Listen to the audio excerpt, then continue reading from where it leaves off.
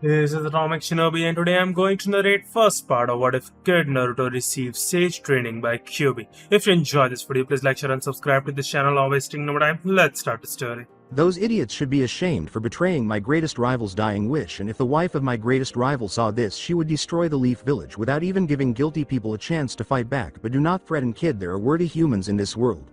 A demonic voice said as a young boy named Naruto Namikaze played on the swims on a cool day.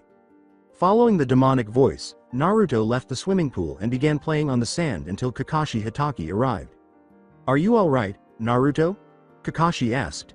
"I am not alright. To be honest, nobody wanted to play with me. I feel like they think of me as a tailed beast, not a hero who saved this village from tailed beast," Naruto replied.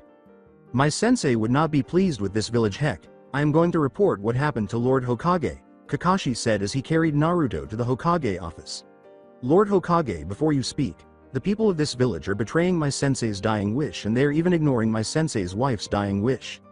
After Kakashi finished speaking, Horizon lowered Naruto down. "Alright, thank you for bringing Naruto to me, and I shall file the report you gave me, but if anyone harms Naruto, I give you full permission to kill the person, no matter if it is a shinobi or just a civilian." Then Naruto responded, "Lord Hokage sir, while I was playing on the swings something inside me sticking up for me, and I have no idea why something would stick up for me, a kid who is not even a shinobi yet." And Horizon replied, "Sorry Naruto, I can't tell you what is sticking up for you because it is something that you must discover when the time is right, and especially that all I can say is that you're the survivor of strongest clan in Hidden Leaf Village, the Namikaze clan." Following his reply, Naruto said, "Thank you for whatever you was able to tell me. I think I finally know what my goal is thanks to little info I got." Horizon then inquired, "What is your goal, by the way, Naruto?" And Naruto responded, "My goal is that I will be 6th Hokage. A Hokage superior than your successor, and a ninja not only stronger than your successor's wife but faster than your successor." So Horizon responded, "Don't worry Naruto, you will surpass them in time because you are a hero who saved this village by containing something that is given to you. Use when the right time comes, except it will be challenging to control as my sensei's brother's wife was not able to reach level of control that I believe that you will someday achieve." Following Horizon's speech, Naruto climbed onto his sofa, where he fell asleep. Unaware that the pillow beneath his head and his own baby blanket held a clue to what had happened to his parents, Horizon had a dream in which he was staring directly at a giant nine-tailed demon fox. The fox looked at Naruto with shame, so Naruto asked, "What is the matter?" The giant nine-tailed demon fox then lowered his head to face Naruto and cried, "Kid, I am sorry for what happened to you." Naruto, "You think that it is my fault for what happened to you, nine-tailed demon fox? I can see that you're crying for me." After the giant nine-tailed demon spoke, Naruto responded, "Hey, don't be sad, you was sticking up for me like you're my guardian, and look at me, I am only a kid, I have no idea what really happened to you before. Something that you think is your fault, that you feel ashamed, heck, I think it is not your fault because I can see you as a guardian, not some kind of weapon that people think you are." So the giant nine-tailed fox demon replied, "Me a guardian, but why are you Naruto treating me with kindness? I should be hated. What happened to you? I am creature sealed within you." After the giant nine-tailed fox demon spoke, Naruto stopped crying and smiled as he said, "It is not your fault. I know you have a good heart, and whatever happened to you before all this, you are my guardian no matter what you say. If you think you are not, I dare to prove you wrong, since you're the first that spoke in me while I was feeling lonely. In words, you're my first friend, not a weapon to use whenever I want to use to punish those who are being nice to me." Afterwards, the giant nine-tailed demon fox became cheerful as the giant nine-tailed demon fox replied, "Thank you Naruto, I really needed that. If I am your first friend, I will help to make you better shinobi than two that defeated me. No matter what those idiotic unworthy humans think, I will make them regret it by helping you grow into fine shinobi, a shinobi that shall be honored as hero who made friends with me, your greatest ally." After the giant nine-tailed fox demon stated, "I forgot to tell you, since today is your birthday, I am going to challenge myself to design you my own version of Sharingan, except instead of komas, yours will be that on your shirt back, something that I remember as Uzu Swirl. Your dojutsu shall have Uzu Swirl instead of komas, while yours will have Uzu Swirls. In words, you will have your own version Sharingan, except you can't go bling if it gets overused, since I will design it to limited like Sharingan. Heck, I am even going to name it in your honor, Naruto." Following his reply, Naruto inquired, "What is the same of this gift that you're going to give me?" To which giant nine-tailed fox demon responded, "I shall call this dojutsu Uzugen in honor of the legendary hidden village that wife of first Hokage lived in. Plus, when you reach right Age instead, the building marked this logo of your clan. There is hidden room where I managed to hide everything that belonged to clan from that village as it is rightfully yours. Then Naruto responded. Thank you my friend, I hope I get to know you better when the time comes, because whatever you are I am glad that we are friends, and especially that it would be an honor if you have your birthday same day as mine, even when that day is not really your birthday. Seeing you happy is what I dare to challenge. A few weeks later, Iruka said to some students sitting on their seats, silence you lot, we have new student who just starting academy. Naruto then entered and approached her, and Iruka said, this is Naruto Namikaze, new student of the academy. Some girls thought, oh my gosh, he is hot and truly handsome, because Naruto looked brave. Iruka asked the girls to introduce themselves, and after they had done so, Naruto said, hello, my name is Naruto Namikaze, and I hope that we can be friends. Iruka then said, Naruto sit next to Hinata, and Naruto did so. However, as he glanced at Hinata, he said, are you alright, Hinata? You seem to be kind of nervous. Genin exams, that sounds challenging. If I am going to become Hokage I must pass the Genin exams no matter how tough it is, said Naruto after Hinata said, I guess I am because I hear that Genin exam is going to be tough. Naruto responded, don't worry whatever happens, I know that we can handle it, especially someone like you is someone honorable. Hinata then said, thank you Naruto, I think I can do it thanks to your kindness along with your honorable encouragement. The fourth Hokage is someone who went face to face with a powerful creature, but he died from using what is listed as a forbidden jutsu, the Dead Reaper seal, to seal powerful creature into this village hero, even when this village hero has to put up with harshness that dares to get in his way for happiness, Naruto said after giving it some thought. Iruka then asked, right, can anyone tell me who the fourth Hokage is? To which Naruto raised his hand in response. Following his words, Iruka replied, that is correct.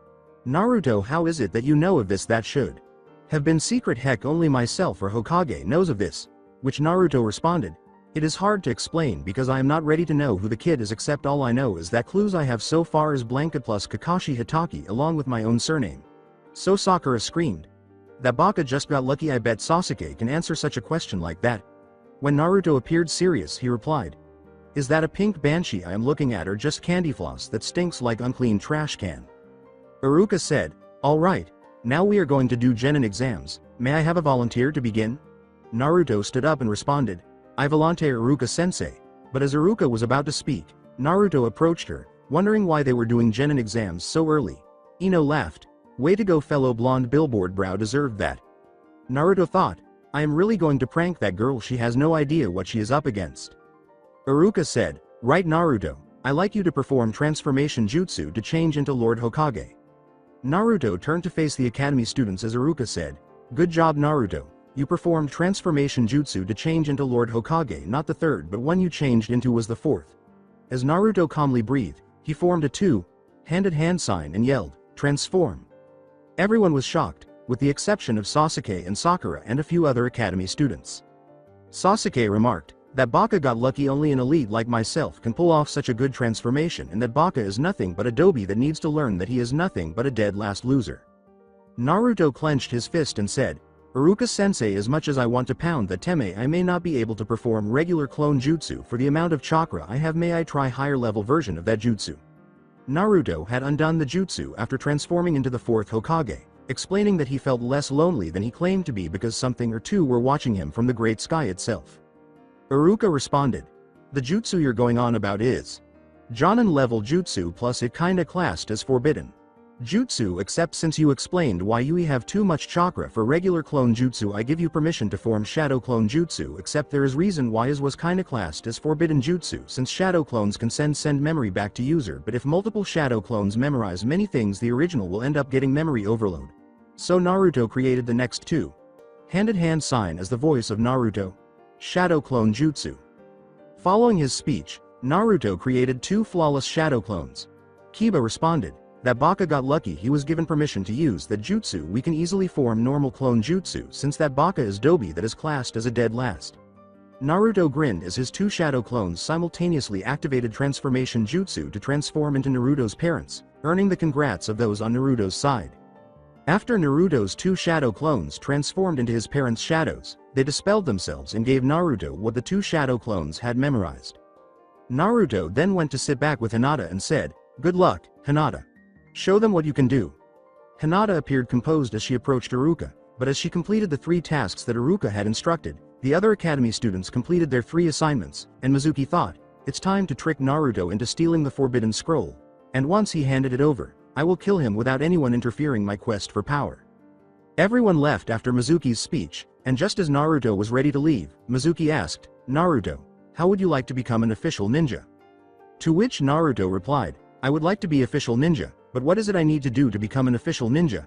Mizuki then said, there is a rather special scroll with red ribbon hidden in the Hokage office.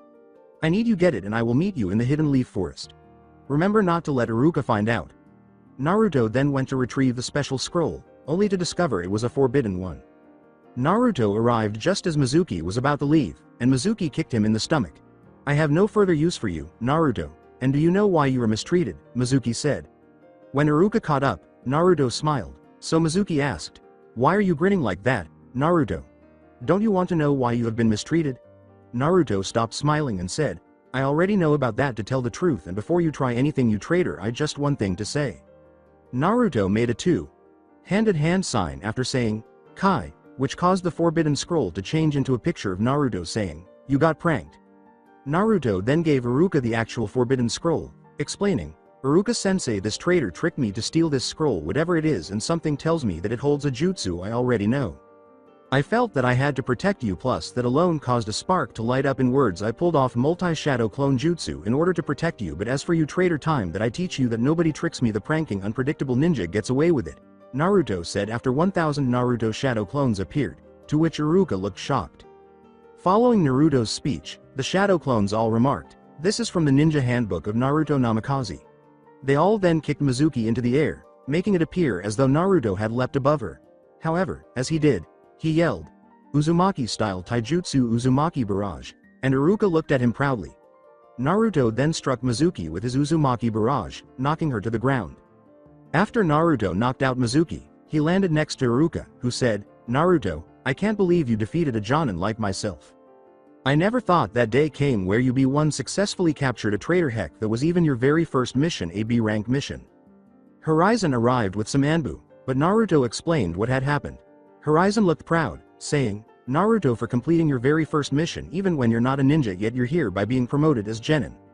Horizon put a ninja headband on Naruto, and Iruka said, Naruto, good work, you have passed Genin exam and well done for success of your very first B-rank mission, especially that no academy student ever done B-rank mission before.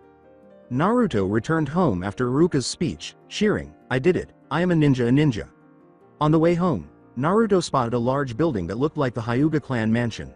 He approached it until he saw that the sign was covered up, and when he did, he saw that it bore the Namikaze clan's emblem, which read Namikaze Clan Estate. A few minutes later, Naruto finally made it home to discover what he had just learned. While lying on his bed, Naruto was thinking about himself. I have finally done it. I have not only passed the Genin exams, I am also been promoted as Genin by 3rd Hokage himself. Heck, I completed my very first B-rank solo mission without even knowing that it became a mission. But now I hope whoever is in my team is not couple of bakas that think that I am Adobe and a dead last. Well, they will see that their arrogance shall become their downfall when the 2 I am going to be in a team with is 2 that treats me with respect. Heck, my fangirls might be crazy, but as long as they show me respect, I don't mind if one of those girls ends up being one of my 2 teammates. Hopefully those foolish humans who can't see that you're not a baka, because any 2 that teamed up with you should be honored. Heck, if I were not a tailed beast and I was like you, I would be honored to be teamed up with you, except since I am sealed in you, I am honored that you home me, the giant 9-tailed demon fox responded after Naruto had finished thinking. Naruto grinned as he fell asleep, anticipating the day when teams are called out, especially so he won't have to put up with any of the ignorant people as his teammates. The following day, Naruto went straight to Ninja Academy after eating ramen for breakfast. However, Iruka said, right, I'll announce the teams starting with 7 Sasuke Uchiha, Sakura Haruno, and Sai with their sensei Kakashi Hitaki.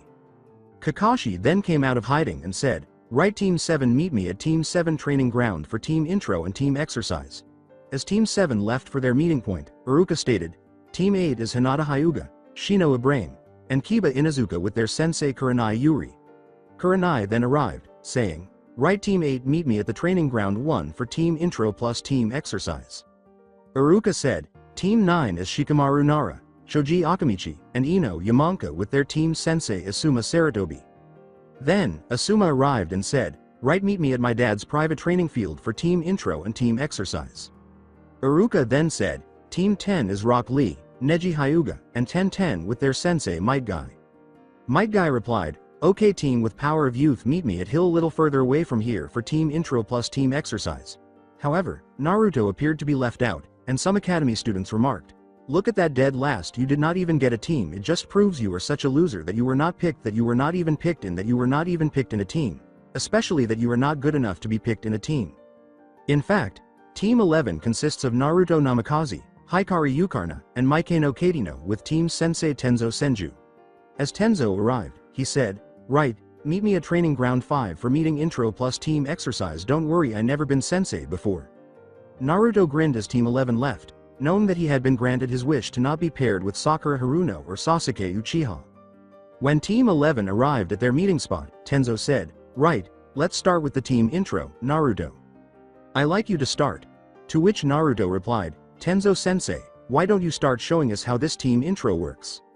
Tenzo then said, very well, my name is Tenzo Senju, my hobby is chakra exercises, my likes are being sensei, and my dream is to be head of Senju clan. Tenzo then said, right, Naruto, it is your turn to speak about yourself. Keeping his composure, Naruto said, my name is Naruto Namikaze. My likes are gathering clues about who my parents are, my hobbies are pranking people deserve it, and my dream is not only to become head of Namikaze clan but to also become 6th Hokage once Lord Hokage's second successor retires. After Naruto had spoken, Tenzo said, your turn Hikari, to which Hikari responded, my name is Hikari Yukarna. My likes is art of healing, my hobby is learning medical ninjutsu, and my dream is to help my teammate accomplish his dream of becoming 6th Hokage.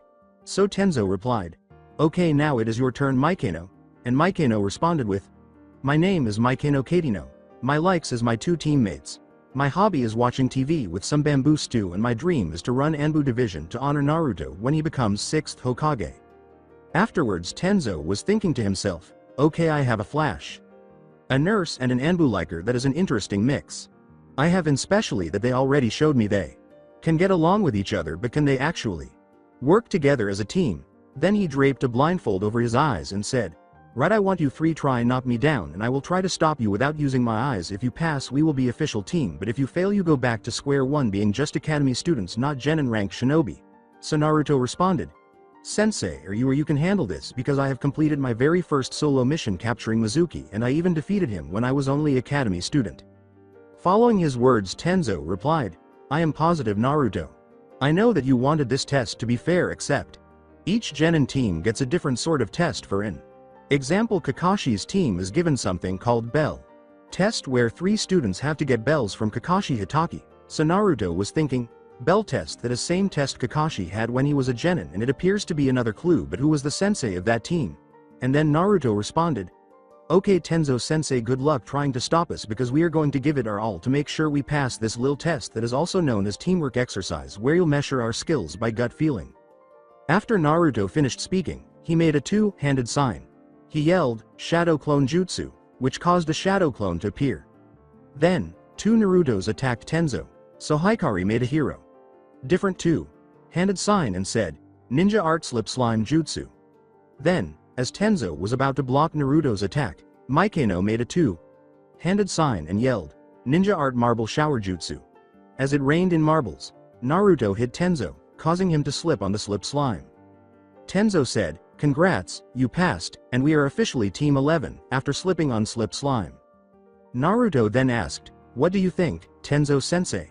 Tenzo responded, the 1-strike test showed me that Naruto you work best with ninjutsu and taijutsu, but maybe genjutsu because of the way you worked. I'd say that you're level ninja, while the thing you need to work on is fuinjutsu, also known as sealing jutsu. However, as Naruto felt that Tenzo was correct, he thought, fuinjutsu, I am not really a specialist on that, except I guess that I can work on mastering it, in particular that it is going to be very useful when I become 6th Hokage. After Naruto had a moment to reflect, Tenzo said, you Hikari you work best on healing jutsu, ninjutsu and kenjutsu, except you need work on genjutsu, to which Hikari responded, genjutsu, I guess I can try work on that Tenzo sensei because genjutsu is something I like to challenge myself on. Heck, it would be very useful to help out Naruto when he becomes Hokage. Then Tenzo responded with, Maikeno you work best on kenjutsu. taijutsu and ninjutsu, but you need to work on fuinjutsu because it is one of key elements when it comes to trap setting, and especially when you use correct type of trigger for the traps. And Maikano responded, Fuinjutsu, art of trap setting, that sounds like rather useful thing for me to work on, because if I am going to run my own Anbu division, one will need to make sure that I work with each type of trigger to make traps more effective against rogue ninjas that cause trouble on the innocent. Following Maikino's speech, Tenzo said, okay, go back home because tomorrow is our very first mission as Team 11, and remember to have a good breakfast because whatever mission we are going to get, we will be energized enough to complete the mission with no trouble. Tenzo then said, Minato my friend and Kushina my old teammate, your son is quite the genius because he combined Shadow Clone Jutsu with Art of Distraction to help his two teammates catch me off balance before Naruto managed to get one hit on me. In fact, he is going to be even better than you were when we were genin with our sensei Kane Hitaki. When Team 11 arrived at the Hokage office the following day, Horizon said, alright, I have a B-rank mission for you, and that mission is to protect candidate for being the next Mizukage from group of bandits. Horizon then asked, please bring in Mei Uzumaki. When Mei Uzumaki entered the Hokage office, Naruto turned to face Mei and exclaimed, Auntie Mei, you're the candidate for being the next Mizukage, that's awesome. Horizon asked Naruto, how did you know this? You were not supposed to be told until you were ready. Naruto replied, it took me some time to gather what clues I had to figure out if I had any relatives, and I am getting close to figure out who my parents were. Mei then said, where we are going was homeland of Uzumaki clan Hidden Eddy village, also known as Uzubikure. Naruto thought, Hidden Eddy village. I know that my aunt lived there, but who else that I am related to lived there? Before hugging his aunt and saying, common Auntie Mei, let's go, we have a job to do. Following Naruto's speech, Team 11 left with Mei Uzumaki to Hidden Eddy village. When they finally got there, Naruto was depressed and asked, what happened here? Mei responded, years ago, this village was destroyed in the Great Ninja War, and many Uzumakis died except for Mito, who married Hashirama Senju, your mother, myself, Nagato, and Karen. As Naruto tried to cheer himself up, he noticed something shining from one of the ruins, so he went over to the shining object. However, as he picked it up, Naruto said calmly, this sword, I can't believe it survived. It looks like something that second Hokage Tobirama owned, except it has a blue blade. Mei responded, that's the Sujin brother sword of Tobirama's Raijin, where did you find it? Naruto responded, I found it in ruins, what must have been a cage building. Mei then said, that cage building is Azukage leader of Hidden Eddy village, and you finding Sujin without a trap seal being triggered means that Azukage trusts you with an heirloom of Uzumaki clan, the Sujin, also known as the god of the sea. However, just as Naruto was about to seal it in storage, a group of bandits appeared, saying, hand over the sword and we might let you leave, but if you don't you shall die on this island. Following the bandits' statements, Naruto yelled, I will never hand over what was trusted to me, and it is you lot who shall die if don't get the hell out of my mother's homeland. The bandits then proceeded to attack Naruto until he ran at them, prepared to use Sujin. Tenzo then said, this is our mission and now let us help Naruto defeat the bandits. As the other members of Team 11 attacked the bandits, Naruto yelled, Kenjutsu Art Uzumaki Water Strike. The bandits were then killed by Naruto's Water Strike, and the rest of the Team 11 used Wooden Shuriken Poison Mist. Team 22 returned to the Hokage office after the bandits were killed, but 20 minutes later, Naruto said, mission accomplished, and here is the item as proof of my discovery. He then took out a storage scroll and put his hand on the seal, saying, release. Horizon was shocked to see his sensei's brother's sword in excellent condition, with the Uzumaki clan logo on the handle. Horizon was even more shocked when Naruto explained, this sword is from my mother's clan and it is rightfully mine. Well, it really belongs to Mei, except Sujin chose me to wield it. After Naruto finished speaking, Horizon said, okay, Naruto, thanks for the report. You guys can go. But keep in mind that if someone calls you a demon, that person is sentenced to death under my law, so I give you full permission to kill people who call you a demon. Naruto then said, thank you, Lord Hokage. I accept your mission to be Rulebreaker's executioner. As Team 11 left for their separate ways home, Naruto returned to Namikaze Estate to start reclaiming what was rightfully his, especially since the estate still contained the remaining clues. When Naruto reached the entrance to the Namikaze Estate, he realized that it was actually the Namikaze clan mansion. He approached the door until the blood seal responded, opening the door, and he entered the mansion. However, as he entered, he noticed a picture of his parents, Minato Namikaze and Kushina Namikaze. Naruto thought, final clue to who my parents are. I can't believe that my quest is finally accomplished. The next part is easy. I am going to Undust. Naruto made a 2. hand sign after thinking to himself, and then he yelled, multi-shadow clone jutsu. Several shadow clones then materialized, and Naruto said, alright, guys, let's get this place undusted and ready for me to move into, especially that time to announce Namikaze clan is back with me as its leader. All of the shadow clones cheered, yes sir original one, let's do it. As soon as possible, each shadow clone, including the original Naruto, began undusting the entire mansion until it looked brand new, especially. After the entire Namikaze mansion was demolished, Naruto went into his parents' bedroom. There, he found his father's inheritance, including jutsu scrolls and his father's signature weapon, Tri-Pronged Kunai.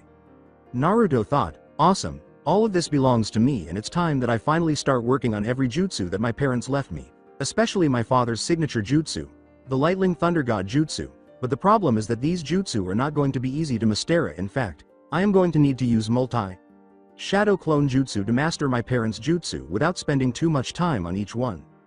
After giving it some thought, Naruto used his multi-shadow clone jutsu, and all of the shadow clones began practicing his parents' jutsu. 3 hours later, the shadow clones dispelled themselves, allowing Naruto to fully understand all of the jutsu techniques contained in his parents' jutsu scrolls. Naruto then left his mansion, making a hand sign as the door closed and locking it with a blood seal. A red-haired genin with a gourd responded, my name is Gaara Sabuko and this is my siblings Tamari Sabuko plus Kunkuro Sabuko, but for reason we are here is that Chunin exams are taking place in this village and something tells me that you are one to make me feel alive. Naruto had begun a friendly jog when he spotted an unfamiliar three with a child named Konohamaru. Naruto approached the strangers, saying, hey you leave him alone and explain why you are here. After Gaara said, hey Fox I sense something about this genin with red hair has something wrong, which the giant nine-tailed fox demon responded, that's Shukaku's Jinchuriki. And there is something wrong with the seal that he has because it appears that it is poorly designed, causing Shukaku's Jinchuriki to not only be Osloimic but has urge to kill whoever that he has fight against, subsequently thinking, if something is wrong with the seal I am going to need use sealing jutsu to exchange his poorly designed seal for one that my father would have used instead of Death Reaper seal, a sealing jutsu known as Angel's Blind Seal, otherwise known as Jinchuriki Bond Seal. Gaara, see you in the Chunin exams because whatever that I sense about you related to something that I happen to be, Naruto said after mentally responding to the giant nine-tailed fox demon. Naruto then left to meet up with the other members of Team 11 in the Hokage office, but as soon as he got there, he explained, I have discovered who my parents are and that is not only important thing I need to tell you because something about guy called Gaara that is extremely dangerous, meaning that Hidden Sand Village has something that I am. Horizon said, okay, Naruto, thanks for the report. Your team has been entered into the Chunin exams. If what you're saying is true, Naruto, I'm giving you an A rank mission, which could be a S rank mission because the mission is to fix whatever holds this Gaara's creature. Naruto responded, okay, Lord Hokage, leave it to me. I know what to do, heck, I already planned to surpass my parents by being the leader of the Namikaze clan. Naruto and the rest of Team 11 left the Hokage office until they met up with Team 7 while Sakura taunted, we just came back from a rank mission. Following Sakura's statement, Naruto responded, my team completed a rank mission in ruins once used to be Hidden Eddy Village and good luck in the Chunin exams because you're going to need it. Sasuke then used his Sharingan to check for any weaknesses in Tenzo's students, but Naruto felt a slight jolt as his Uzugan was unlocked. Then, as his eyes changed to his own dojutsu, Naruto said, I see that your Sharingan has awakened, well don't get cocky Sasuke baka, my own dojutsu the Uzugan awakened thanks to your Sharingan. However, as Team 11 disperformed back home, Naruto went over to a ramen stand to enjoy some ramen, knowing that Iruka had joined him in sharing ramen. While Iruka was enjoying his ramen, he said, you're going in the Chunin exams, Naruto. Why don't I buy you a bowl of ramen for good luck? To which Naruto replied, thanks, Iruka-sensei. That sounds nice, but what sounds even better is that I am the son of 4th Hokage Minato Namikaze and former Jinchuriki Kushina Namikaze, meaning that all that is left for me to solve is my connection to Senju clan. Especially that wife of Hashirama Senju is the answer I desired to seek. Iruka then paid for the ramen and Naruto's second bowl of ramen, which Tenchi Ichiraku gave him. As Naruto savoring his second bowl of ramen, Iruka remarked, you one heck of a genius to figure it all out without any help except for whatever you have been gathering. Iruka said, I know that Chunin exams are going to be tough because I met someone that related to my condition and he is going to be the hardest opponent, except with jutsus that I learned from my parents' jutsu scrolls one might have a chance to win in the Chunin exams. Naruto then finished his ramen and left the Ichiraku ramen stand to study sealing jutsu.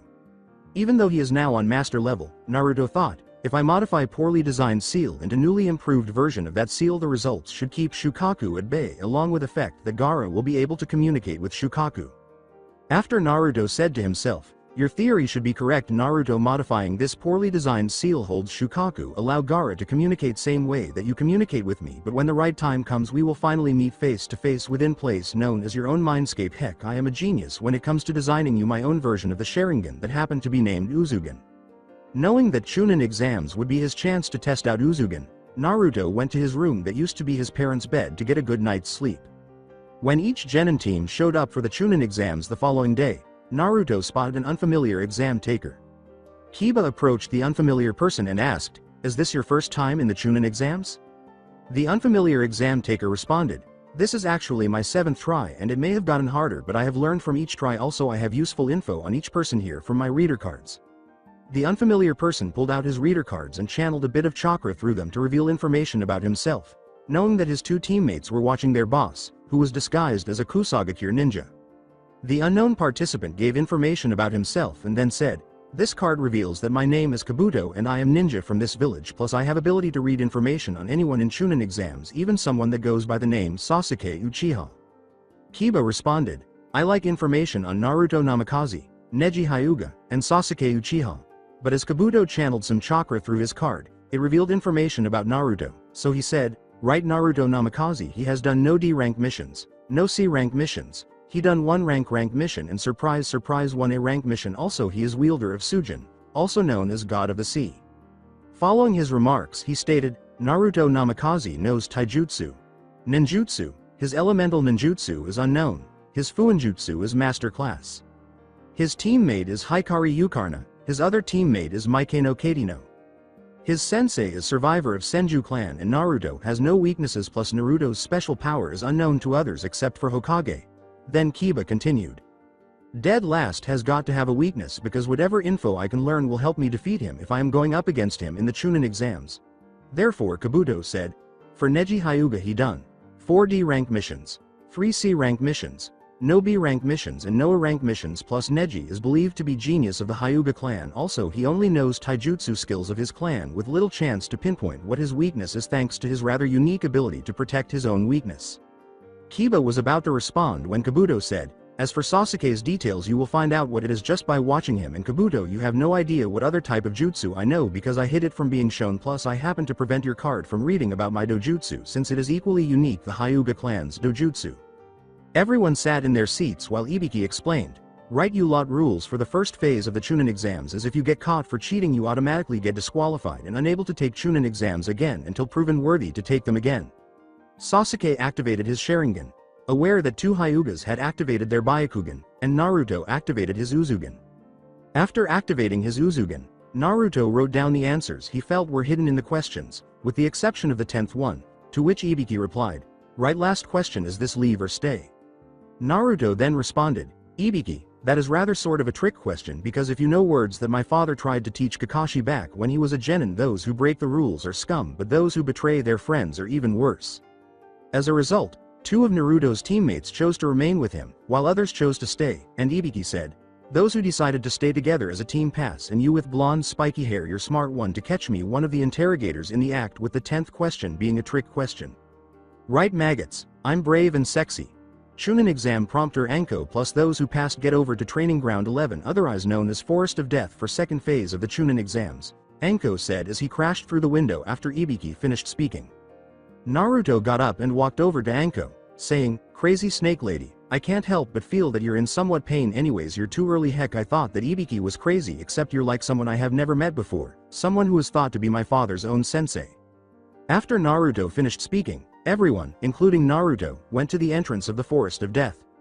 Each team then received a scroll, which they then ran through. As Team 11 was about to approach a safe spot, a team from Hidden Rock Village arrived with a murderous look aimed at Naruto. Namikaze here, this is good. We can finally have revenge for what your father did back in the Third Great Ninja War, said Kunoichi from Hidden Rock Village. As he was about to attack Naruto, 2 teammates moved forward to protect him, while Hikari said, if you attack our teammate, I promise that the third great ninja war was the best day of your life compared to what will happen to you. After Hikari finished speaking, Naruto pushed two teammates aside and said, let me guess, you are granddaughter of the third Tsuchikage Uniki, very man that claimed task to get revenge for what my father did. Well, I am not same as my father, and if you ever hurt people I care about, I will unleash something that will destroy your whole entire village except for certain two you have in your village that I deem worthy to survive such a punishment. Then the first male genin of Hidden Rock Village responded, don't mind Kuretsuchi, what you explained about two who you think is worthy to survive such a punishment is rather special to my village. While Kuretsuchi hates your father, Akatsuchi and Kakatsuchi rather challenge Namikaze than eliminating Namikaze. After Akatsuchi had spoken, Kakatsuchi responded, what my teammate explained is true. Lord Tsuchikage may want revenge for what happened in Third Great Ninja War. On Bingo Book it says to not eliminate you, instead challenge you without causing another war. So Naruto responded, if your Kage thinks that getting revenge for what my father did, he better think again, because my father is hero to this village and I will protect my father's honor as I am last of Namikaze clan. But I will tell you this, your Kage should work on protecting two special shinobi of your village instead of planning revenge for what my father did to protect his own shinobi. Following his speech, Naruto pulled out his father's kunai and said, you two get to that tower over there and I will meet you inside, because I am sensing something truly vile. Heck, it even makes creatures sealed in me disgusted. Kuretsuchi then threw the scroll to Naruto, saying, you better survive this forest, because one that shall defeat you, Namikaze, is me, and I warn you I will make you suffer defeat for what your father did in the third great ninja war years ago. When two of Team 11's genin went to the tower, Naruto threw the tri-pronged kunai to the exact spot where he saw the vile chakra signature. When Naruto arrived in a yellow flash, he saw purple chakra swirling around Sasuke and turned to face the person who had marked him. Naruto then leapt to protect Team 7, saying, I know you are not a genin, but if you don't answer I will just have to make example of what you're going to suffer. As another unfamiliar ninja took off his disguise, he said, my name is Orochimaru and Sasuke will come to me for power. Especially that the gift I gave him is curse mark, while you are a ninja has no hunger for power to get revenge on someone that caused you to suffer complete loneliness. When Orochimaru finished speaking, Naruto put his 3 fingers on the curse mark and made some one-handed hand gestures. He said, curse mark deletion jutsu chakra purification. As he removed the curse mark, Naruto took his fingers off Sasuke's neck and turned to face Orochimaru.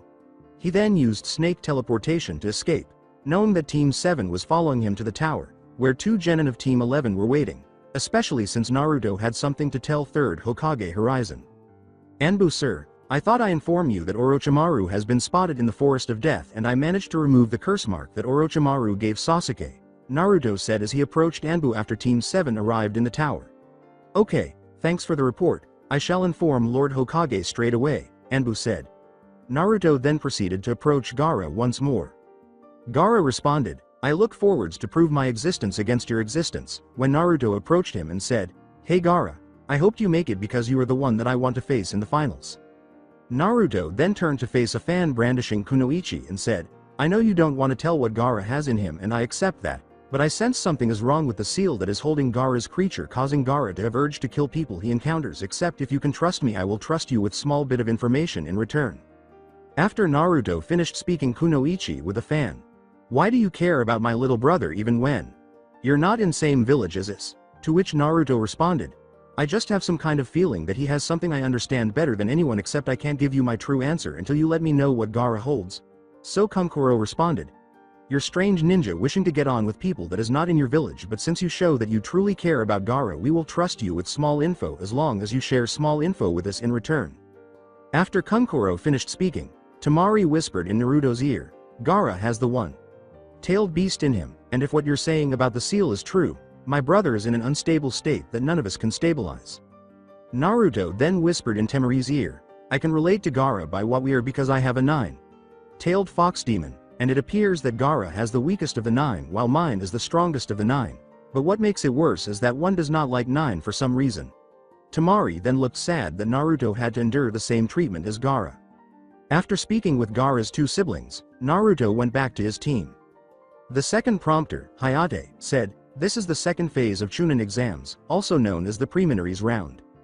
Then, Naruto noticed a man from Hidden Rock Village with 3 genin and an orange beard. Hayate said, right, the first match is Naruto Namikaze versus Kiba Inuzuka. The 2 of them descended to the center of the tower, where Kiba taunted Naruto, saying, "You should give up dead last Dobi, you don't stand a chance against me, heck I am even going to have Akamaru help me out to make this even easier win for me." Following Kiba's taunt, Naruto responded, "Oh really, Kiba, you baka. It is you who don't stand a chance against me because all I need is this Sujin brother sword of Tobirama Senju's the Raijin." Naruto then pulled out a scroll and unsealed his sword, the God of the Sea, from the storage scroll.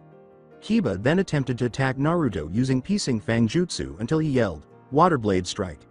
As he blocked Kiba's attack, Akamaru powered up, unaware that Naruto had another trick up his sleeve. When the two attempted to attack Naruto with Fang over Fang, Naruto aimed his sword at Kiba and channeled some chakra through it, yelling, "Water Cannon Blast."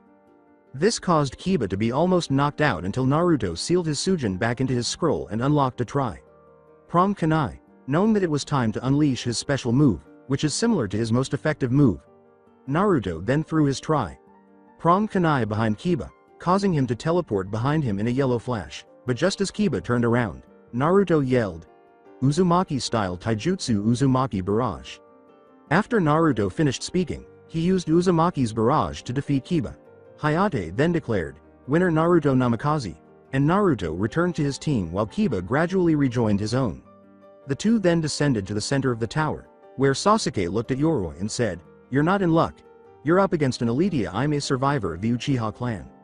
Yoroi responded, "Uchiha like ha, I am not afraid for you. You're no different except for that arrogant attitude of yours." After Yoroi spoke, Sasuke activated his Sharingan, and Yoroi attacked him until he made a two-handed hand sign and said, "Fire-style Fireball Jutsu."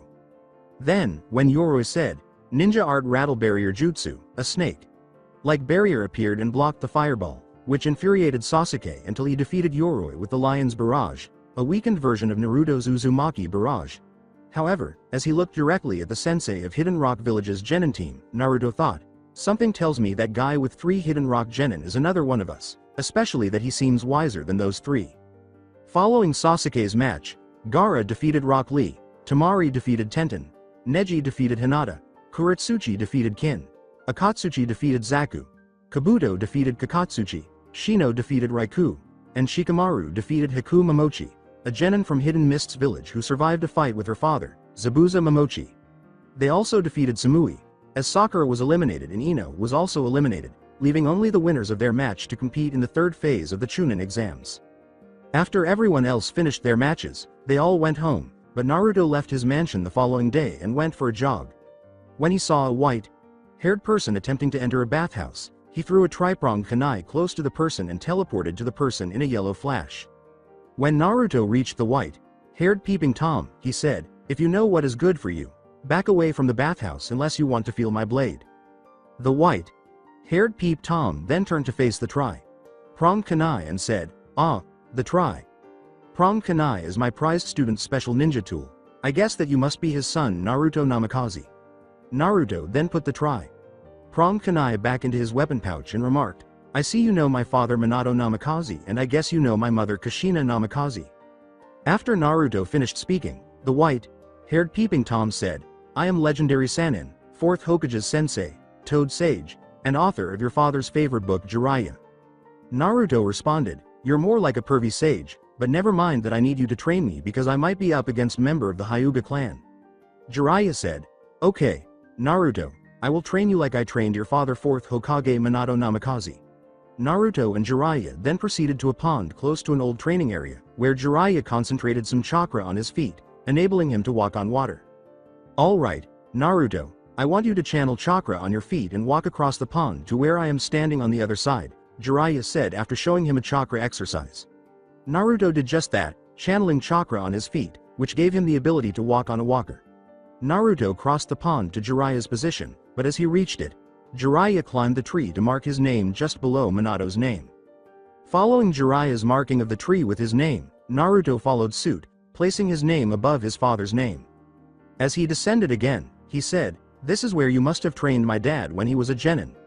Jiraiya responded, "I sure did. In fact I taught him the summoning jutsu and I like to teach it to you if you like." Naruto grinned and added, "Since you trained my father, I trust you to know that I am a Jinchuriki of the strongest tailed beast, the 9-tailed fox demon, and I am also the last of Namikaze clan." As Naruto closed his eyes, he said, "Jiraiya, I am going to meet my tailed beast, and if something that should not have happened goes on, suppress it with a suppression seal. Jiraiya then responded, I already knew your Jinchuriki because your father requested me to fulfill one of his dying wishes, and that is to train you whenever you find me. However, as for the summoning, the chakra exercise we done was to prepare you for summoning jutsu. Naruto then entered his mindscape, where a nine-tailed fox demon awaited his own friend Naruto. Hey Nine Tails, I came to visit like we arranged years ago, and there is something I wish to ask of you, Naruto said as he entered his mindscape. First of all, my name is Kyuubi, and second, it is nice to finally meet you, Naruto, my friend, but what is it you wish to ask of me? That I can help you, because all it takes is you to sign the fox summoning contract, and once you sign it you will not only be able to summon me, you will be able to summon other demon foxes like the kits that I have been guardian to, Kyuubi said with a dignified smile. After Kyuubi finished speaking, he created a fox summoning contract, which Naruto signed with his blood. The contract vanished when Kyuubi said, now that fox summoning contract, you are very first fox summoner, and we trust you to show those unwrathy foolish humans that you are a force to be honored. Then, while Jiraiya was making some hand signs, Jiraiya slammed his hand down and yelled, summoning jutsu. However, as soon as Gamakichi appeared, a young demon fox did the same motions. Following the appearance of the young demon fox, the young demon, yo, I'm Kuragachi, and you Naruto, it is honor to meet you, plus I must say you being our very first summoner, every demon fox at home in Land of Foxes is celebrating big time. Heck, we even started telling stories of your bravery homing our summon boss without needing to fear. Then Gamakichi responded, I remember something about your summon boss. He was defeated by my father years ago when his son was born. So Kurakichi clarified, that time he was not himself because someone used mind control sort of jutsu to make our summon boss attack innocent village. Heck, if he was not under sort of mind control, he might have challenged your father in an honorable match to decide where we stand in code of honor, and especially that our summon boss believed your father was an honorable opponent that he faced since the first Hokage of Leaf Village. After Kurakichi finished speaking, he said, anyway Jiraiya, I'm going back to tell father that his previous summoner's son is okay, and something tells me that the foxes are just as honorable as we are. Kurakichi then poofed home, saying, I'm going back home, and Naruto, thanks for the honor to meet you, and may your honor shine us to greatness. Jiraiya then asked, how the ramen did you summon a fox? I thought that sort of summoning could not even exist. Naruto then explained, pervy sage, you might not want to believe me, but Kyuubi asked me honor to sign fox summoning contract, and I signed it with the request that they assist me in my quest to protect those who are important to me. After speaking, Naruto returned home, thinking, whoever I am going up against is not going to be easy, especially if I am facing against Gaara in the final match of the Chunin exams. Kyuubi responded, remember that you are the son of Minato Namikaze, the Yellow Flash of Leaf Village, and Kushina Namikaze, the legendary Red Death of Leaf Village. Their will of fire shall guide you to victory no matter how much of a disadvantage you have against your opponents in the Chunin exams. As Naruto fell asleep, he went to his room, knowing that today would be the day he took another step toward realizing his dream of becoming the 6th Hokage in honor of his parents. Everyone, with the exception of Naruto, is at the Chunin exams arena on the third phase day. Exam prompter Hayate stated, first match is Naruto Namikaze versus Neji Hyuga. Neji Hyuga then entered the arena, and when fake Kazekage asked, where is opponent Neji is facing in this match? Horizon responded, oh, he will be here, you just got to wait. Heck, I think he is cage level ninja. Neji turned to Hayate, and reader Neji said, he is not here, just disqualify him, making me winner. I have arrived, and Neji, I have some words to share with you, Naruto said, pointing his fist at Neji as he said, today is the day that you pay for treating Hinata with such disrespect, especially that all Hinata wanted was to help you, her own cousin. Heck, you should be grateful I have not even met my own cousins. Hayate was about to say this when a trained kunai landed in the center of Chunin exams arena, where Naruto was wearing a yellow flash. After saying, fate decided that today I will win while you Naruto are destined to stay as dead last loser that Kiba claims you to be. Neji activated his Byakugan at the same time that he activated his Uzugan. Then, picking up his Prom Kunai, Naruto said, if you think I am dead last loser like Kiba claimed me to be, I just have to prove you wrong starting now. Then, while keeping an eye on Neji, 6 shadow clones appeared ready to charge directly at Neji.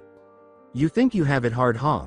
You are the only one marked with something, because since when I was born my father sealed a powerful creature in me, making me something known as Jinchuriki, and since I was young people hated me for thinking I was the creature, not the hero who homed a creature. Neji explained, removing his headband as the shadow clones attempted to attack him.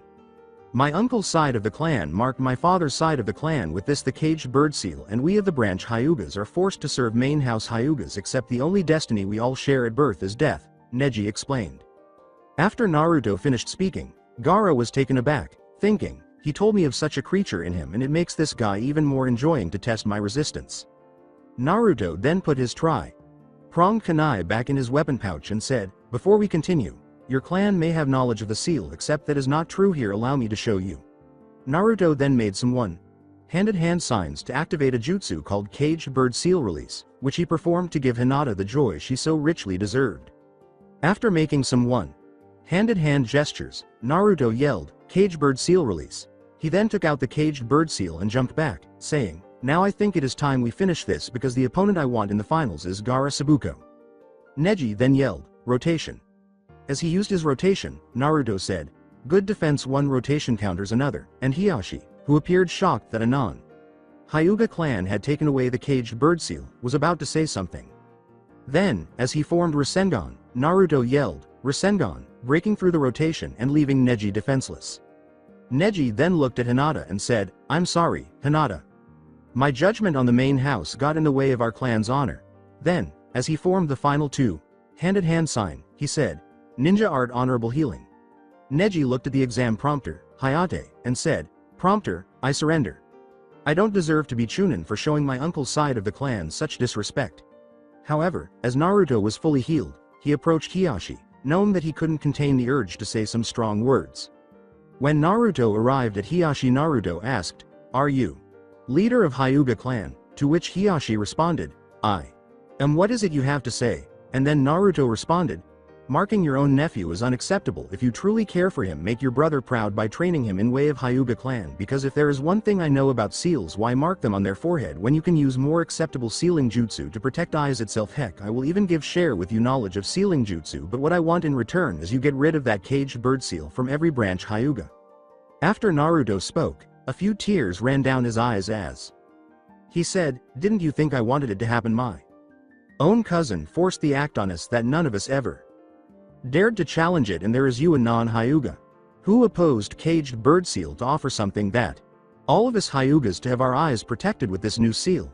And then Naruto said, look Hiyashi, don't be sad, I tell you what, I will supply you knowledge how to create seal to protect your clan dojutsu. Heck, this seal I request you design a seal that only appears when a Hyuga dies. So Hiyashi began to cry.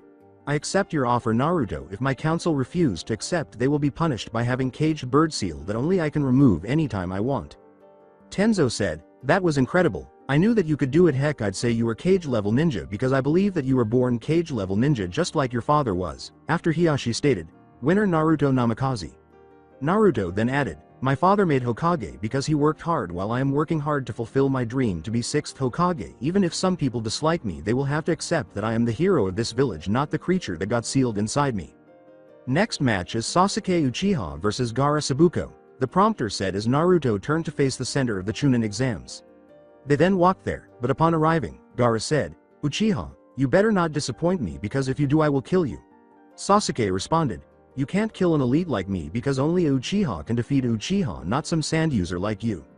Sasuke thought, damn, this guy is not going to be easy because if I am going to show those non-elite people who are superior, I need to come up with something unexpected, especially that I need to hold my ace jutsu for the dead last Dobi Naruto, and he activated his Sharingan after the exam prompter said, begin.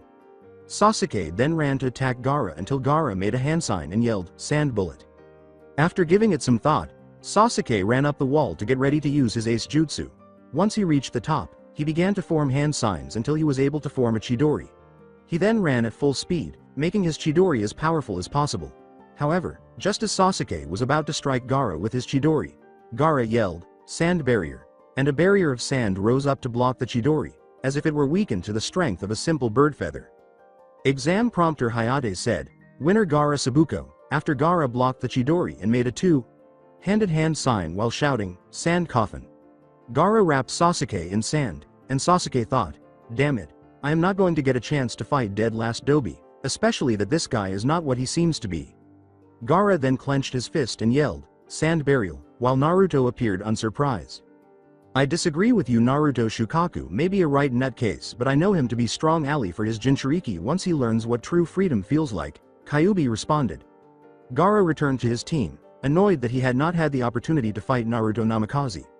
I really need to be careful when I face Gaara because whatever his condition is, it looks like it is slightly worse than it used to be, he thought to himself. After Kyuubi had spoken, Naruto approached Gaara and stated, Gaara, that was right crazy thing you did there. I might not like that Baka Sasuke Uchiha, but you're going to find me more challenging than that, and especially that I not only want to face you, I want to face the creature in you. Heck, my ally sealed in me told me name of the creature sealed in you. So Gaara looked directly at Naruto as she said, Naruto, you are truly more interesting opponent that is worthy to test my existence, and if you disappoint me I will kill you even if what you know about my creature is true.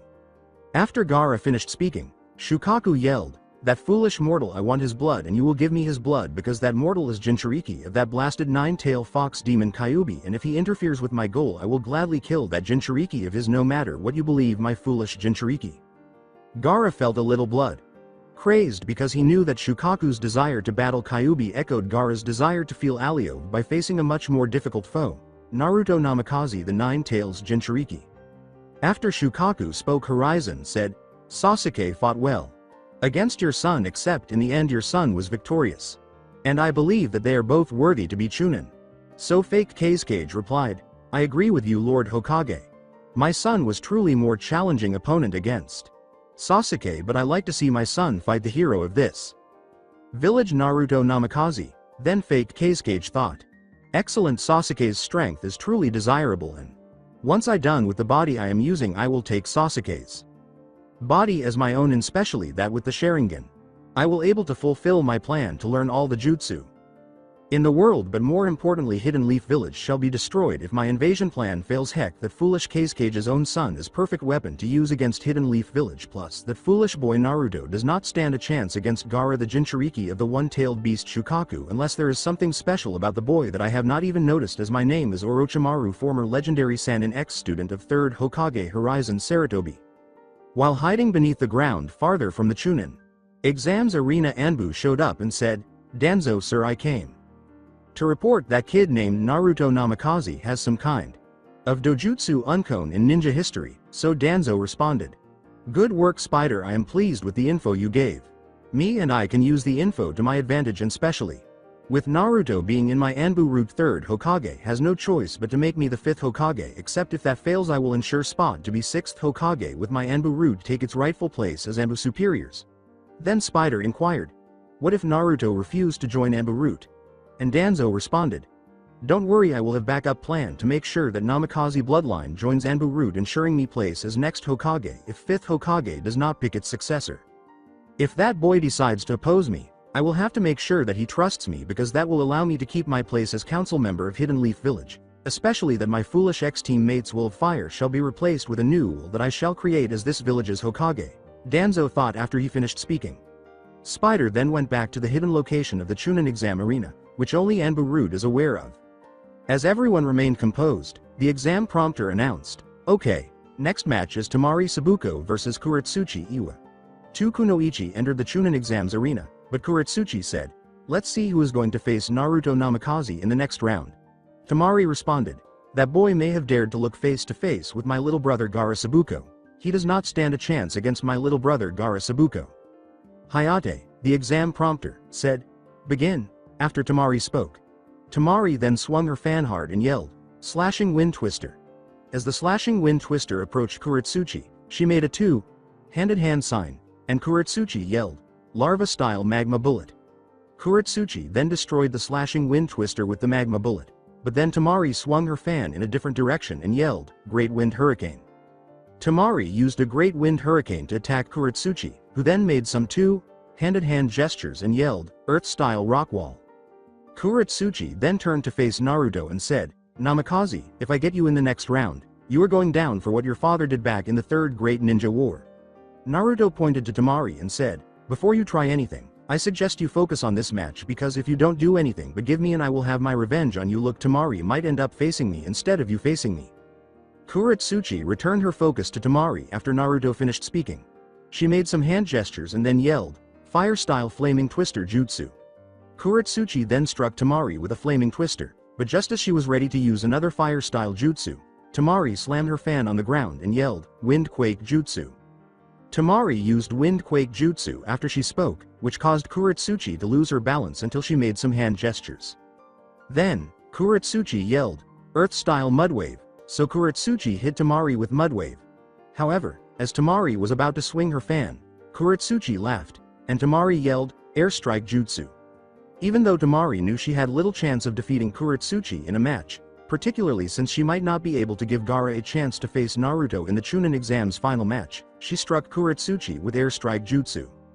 This jutsu got a little more interesting, except that I can't lose, and especially that chance to defeat Namikaze in front of everyone is rightfully mine to enjoy, even if it was a mission from my grandfather 3rd Tsuchikage Uniki. Heck, if I defeat Namikaze I might get rank of Jonin, Kuretsuchi thought after Tanari struck her with Airstrike Jutsu and she made some hand signs. Larva-style Larva Shuriken Jutsu, Kuretsuchi then yelled, shurikening Tamari with her fan that is showing all 3 moons.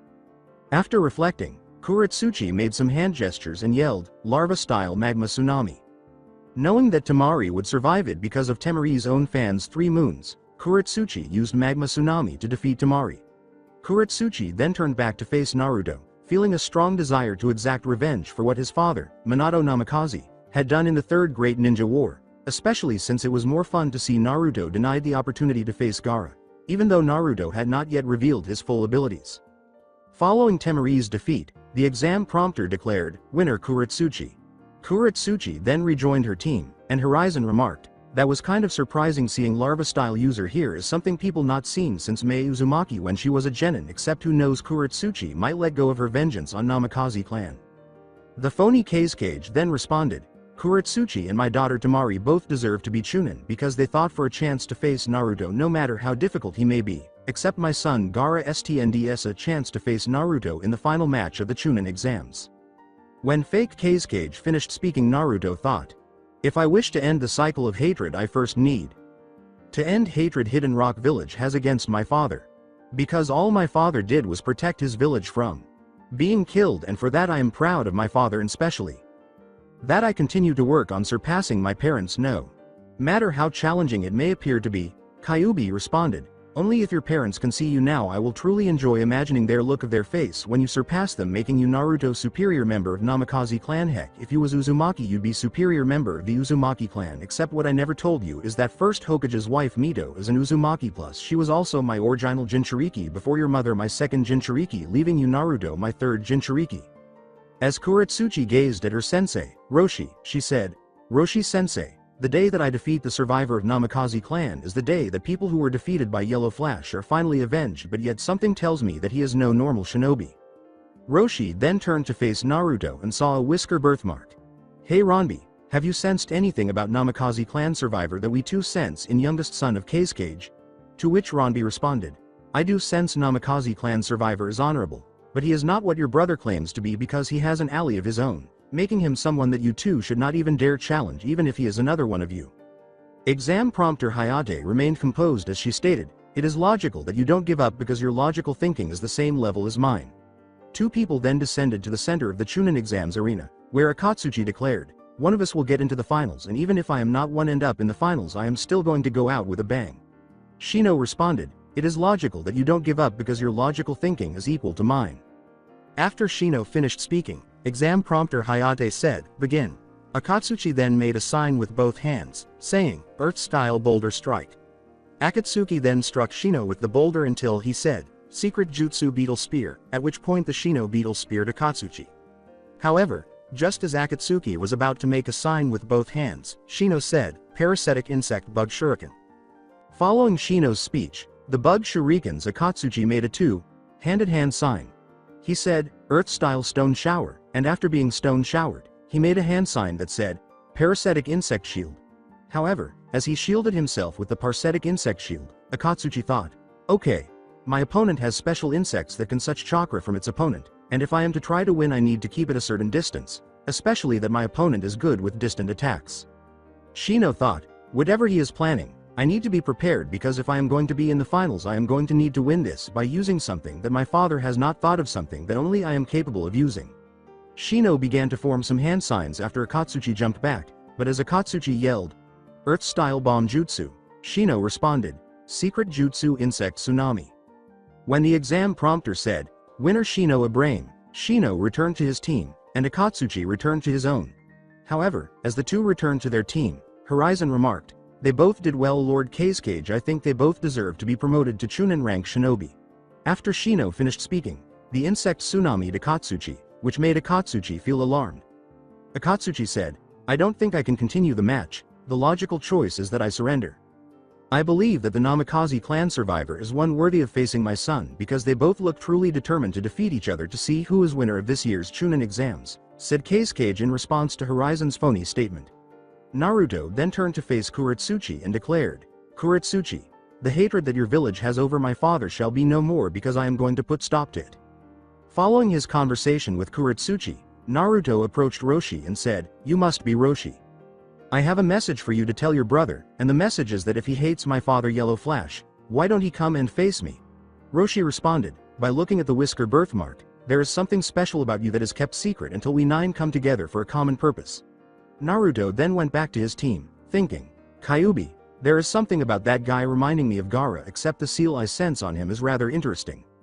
After Naruto had a moment to reflect, Kyuubi responded, "That's the Jinchuriki of Rokubi, and unlike Shukaku, Robuki is even more honorable than me, and Robuki even knows what my true honorable name is plus whatever. His true honorable name is all I can say is that Robuki is the Monkey King, the only tailed beast that leads the monkey summons." Then Naruto reflected, "If third Hokage survives this, I am going to ask him if he knows what is connected to the monkey summons without revealing another village's secret, unless this guy proves to the person that Robuki Jinchuriki doing it for a noble reason instead of doing it for revenge." So Kyuubi responded, "It is possible that only Jinchuriki of Rokubi can summon Rokubi himself, and third Hokage be unable to summon Rokubi, the true Monkey King, with a young Monkey King Emna acting as the summon boss in behalf of Robuki." As he was hiding in the Anbu root base, Danzo said, "Right, Gecko, I have a mission for you, and that mission is that you spy on Namikaze clan survivor, because whatever is special about him I need to know before I come up with a plan to have Namikaze being under my wing." Gecko responded, "Yes, Danzo sir, I will not let you down," and then he proceeded to spy on Naruto, thinking, "Only will in this village is to serve me as this village Hokage, not some foolish will my former teammate believes in." The exam prompter then stated, "Okay, 2 matches before the final are going to be Naruto Namikaze versus Kuretsuchi and Gaara Sabuko versus Shino Ibrahim, plus whichever 2 wins on their match shall face each other in the final match of the Chunin exams." After the exam prompter Hayate finished speaking, Tamari looked at her brother anxiously until Naruto approached the Sabuko trio. Naruto then said, "Tamari Sabuko, after the Chunin exams are over, I would like to look at the seal Gaara has because I think I may have a way to give Gaara the ability to sleep without his tailed beast taking control. But I need you both to approve this offer because if the seal is not fixed or exchanged, he will never be able to get sleep, especially that he will always be at war with his tailed beast no matter how much faith you have in Gaara's will." Tamari then whispered, "Kunkuro, shall we trust this guy to help our brother, or do we disapprove his offer?" After Tamari spoke, Kunkuro responded, "I approve of this Tamari if our little brother is having trouble. This guy is the only one capable to help our little brother because I know our father would do the same to this kid if he was trouble." Then Tamari responded, "We accept your offer, kid. You seem to understand the pain my little brother is going through. Heck, my other brother Kunkuro has even approved of this, and especially that we care about our brother Gaara even if he is at war with his tailed beast Shukaku the Sand Spirit."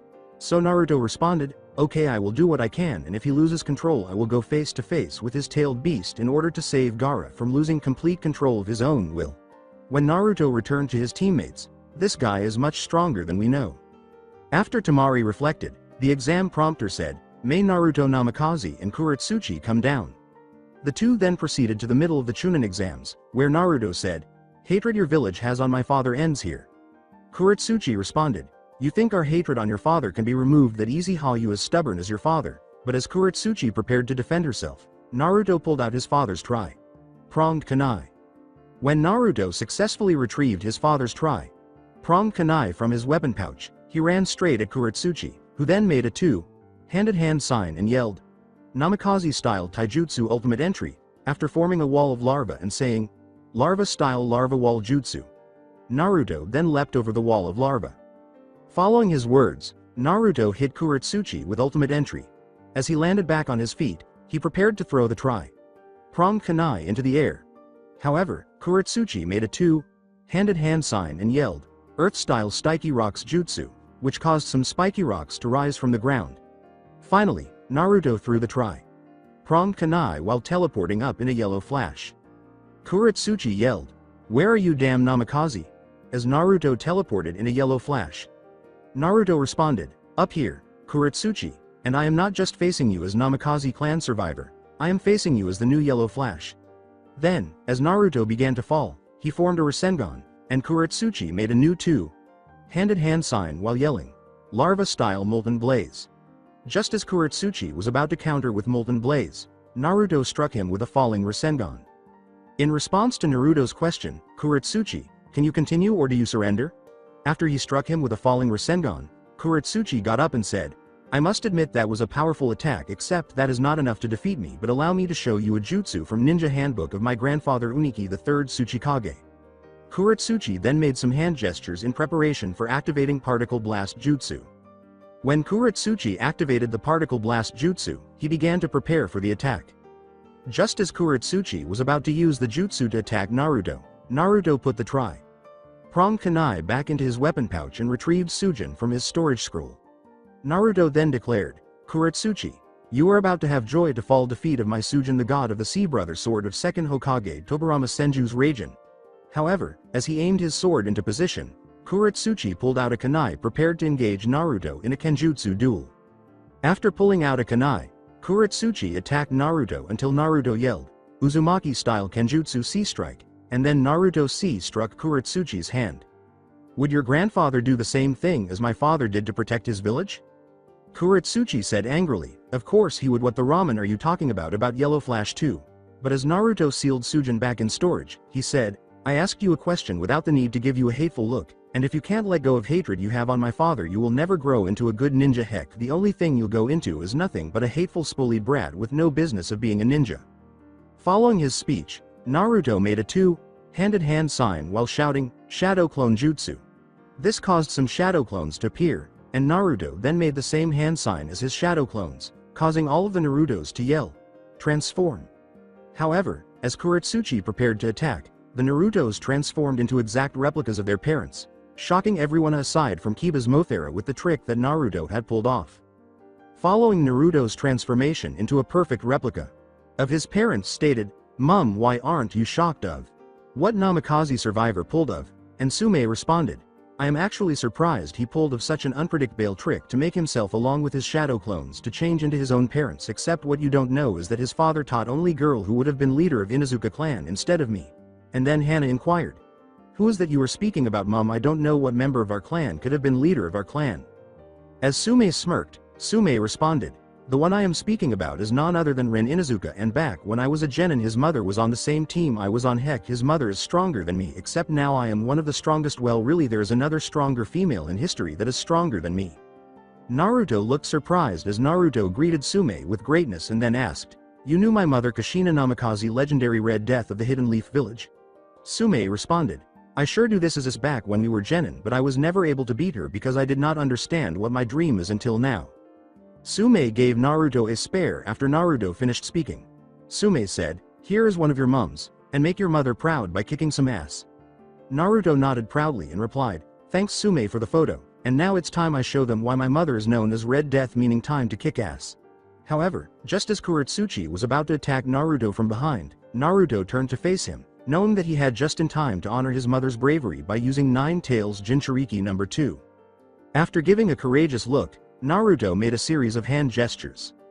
As he made the final one, he yelled, "Ninja Art Red Hot Hanabello Blast." Then, he defeated Kuretsuchi with the Red Hot Hanabello Blast, and the exam prompter said, "Winner Naruto Namikaze," and Naruto Namikaze is in the final match. As the two returned to their own teams, Naruto grinned proudly, knowing that his mother was cheering from above, especially since he had pulled off a move to honor her as a legend in the ninja world. Hayate said, "All right, Shino Ibrahim and Gaara Sabuko come down to the middle of the Chunin exams arena," as everyone watched Naruto's match against Kuretsuchi. The two then made their way to the Chunin exams arena, but as they arrived, Shino said, "Gaara, it is logical that you face me with respect because I intend to try my best to win this match."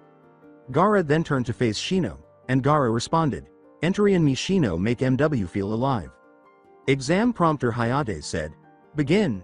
After Gaara spoke, and Shino made a hand sign that said, Parasitic Insect Typhoon. Then, as he sent a parasitic insect typhoon straight at Gaara, he made a two-handed hand sign and Gaara yelled, "Sand Bullet," which caused Gaara to destroy the typhoon with a sand bullet.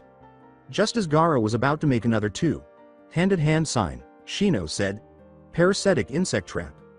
After Shino finished speaking, Shino attempted to use parasitic insects to trap Gaara. When Gaara made the final two-handed hand sign, he yelled, "Wind-style sand twister." Then, Shino thought, "My opponent is like me. We can't fight without our strongest ninja tool. Our element except the logical choice is that I try something completely new." Shino said, "Parasitic insect armor," but as he covered himself with his parasitic insects to create an armored effect, Gaara gave a spooky smile, knowing that Gaara had something to break apart with the power of his sand. "I must admit your attack broke through my newly tested jutsu, but I can't give up now, especially that I might be the one face Naruto in the final. Even if I am defeated, the logical choice is that I tried my best, meaning that I surrender since I am not able to continue the match with what chakra I have left," retorted Shino as Gaara raised his hand into position and gathered his sand to form a murderous weapon, shouting, "Sand Blaster," before sand blasted Shino, shattering his parasitic insect armor and leaving him unarmed. After Shino finished speaking, the exam prompter said, "Winner Gaara Sabuko." Gaara then turned to face Naruto, who said, "Gaara, there is something wrong with you, and if you think I am going to take it easy on you knowing that something about you is related to something about me, I shall face you with great respect." Gaara responded, excellent Naruto Namikaze, when we face each other in the final match make me feel alive," as two Jinchuriki turned to face the center of the Chunin exam arena. After exam prompter Hayate finished speaking, everyone went home, while the Hidden Sand Village team went to their hotel. However, as Naruto got home, he thought, "Oh man, I need to prepare myself because I am going up against fellow Jinchuriki and I must get that seal sorted before Hidden Sand Village lose Gaara to his tailed sand spirit." Kyuubi responded, "Relax Naruto, when Shukaku comes out to fight, you know what to do because you Naruto are only hope to save Gaara's will from the claws of Shukaku the one-tailed sand spirita. Actually, Shukaku is a demon raccoon Doga and Naruto. There is something else about Gaara, the way he controls his sand. There is another presence, not a tailed beast but some kind of honorable human equal to Kushina's unique ability." When Naruto arrived at his room, he changed from his ninja gear to his bedtime clothes and fell asleep peacefully. However, as he slept, he dreamed that he was staring at two familiar faces. The familiar male said, "Naruto, don't give up. You are the hero of the Hidden Leaf Village and one that has power to end the cycle of hatred no matter how challenging it appears to be." The familiar female said, "Remember, you have the will of many like him, and I believe in you, Naruto. I know that you can protect the Hidden Leaf Village from a ninja just as dangerous as the creature inside you, with the exception of the creature sealed in you for you to use as a weapon to protect the village from those who would want to harm it." After a familiar woman spoke, Naruto responded, "Don't worry, I will protect the Hidden Leaf Village no matter what because I am going to be Hokage someday and I will never give up. That is my ninja way." Then, knowing that today was another day before the final match of the Chunin exams, Naruto woke up from his dream and said, "Danzo sir, I have returned to inform you that there is something indeed special about Namikaze clan survivor, and all I know is that Namikaze clan survivor is one tactical genius that would be useful to Anbu Root, especially that his skills might be able to get you a seat of being the 5th or 6th Hokage. But the trouble is that Namikaze clan survivor might oppose your ideal." "Okay. Keep up the good work, Gecko," Danzo said after Gecko finished speaking. "If you find any material that I might be able to use, get a Namikaze clan survivor to join Anbu Root and let me know right away because I need a tactical genius to help me get a spot to be the next Hokage, as my plan is this village shall evolve under a new will to serve me." Danzo, a member of Hidden Leaf Village Council, former member of Team Tobirama.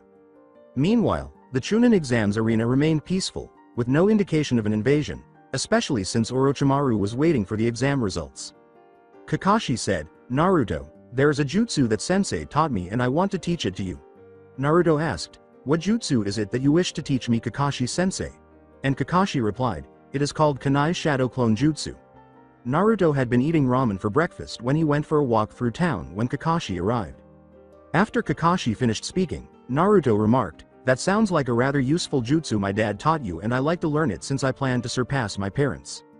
Naruto then accompanied Kakashi to the Team 7 training ground, but as they got there, Kakashi handed him a regular kunai. "Okay. Throw the kunai and make hand that you use to perform Shadow Clone Jutsu to multiple the kunai from 1 to 9, Kakashi said, and Naruto made a two-handed hand sign while shouting, "Kunai Shadow Clone Jutsu." Nice work, Naruto. You might have what it takes to surpass my sensei and your mother because way you done this without trouble. I say you already surpassed me. Naruto then activated his Uzugen as he looked at Kakashi. Kakashi, I am detecting an eye that is not really yours, and if my knowledge is correct the eye you have is the Sharingan, in particular that something happened due that time, Naruto said. After he finished speaking, the kunai multiplied into 9 kunai, each of which struck the target training dummies. You know Kakashi, I may not understand why they did that, except what I do know is that your body system is trying to match to the Sharingan eye, but there is way to match your chakra level enough to have no trouble maintaining it, Naruto said, not looking particularly pleased as Kakashi described what had happened to him years prior. Naruto then described a training regimen that his father used whenever he had trouble matching his chakra level to make Lightning Thunder God Jutsu perfected, even though he knew it might take some time to master such a complex situation.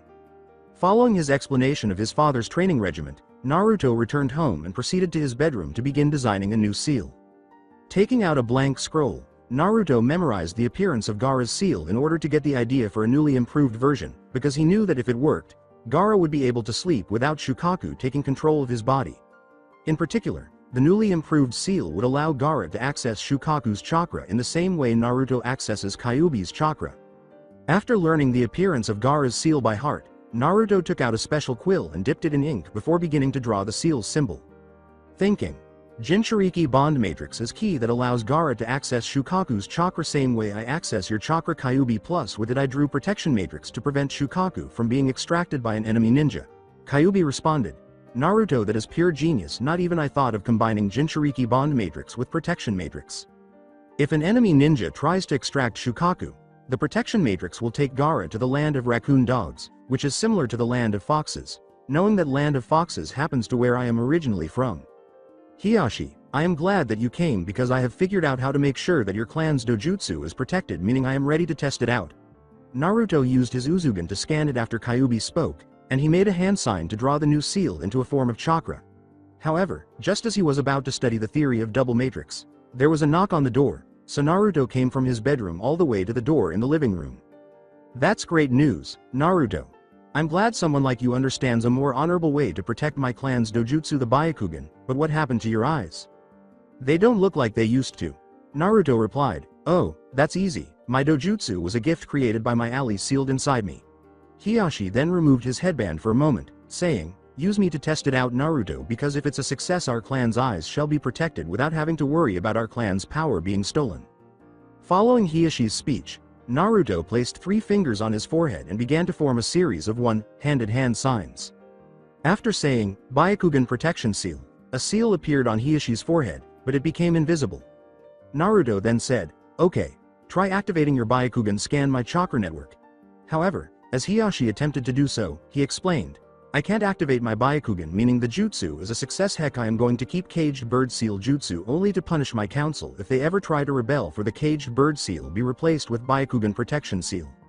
Naruto, I know that my clan never asked this with for father, but will you train my daughter Hinata in taijutsu, because whatever you can teach Hinata that is based on my clan's taijutsu, that is based on my clan's taijutsu, the Hyuga clan style taijutsu?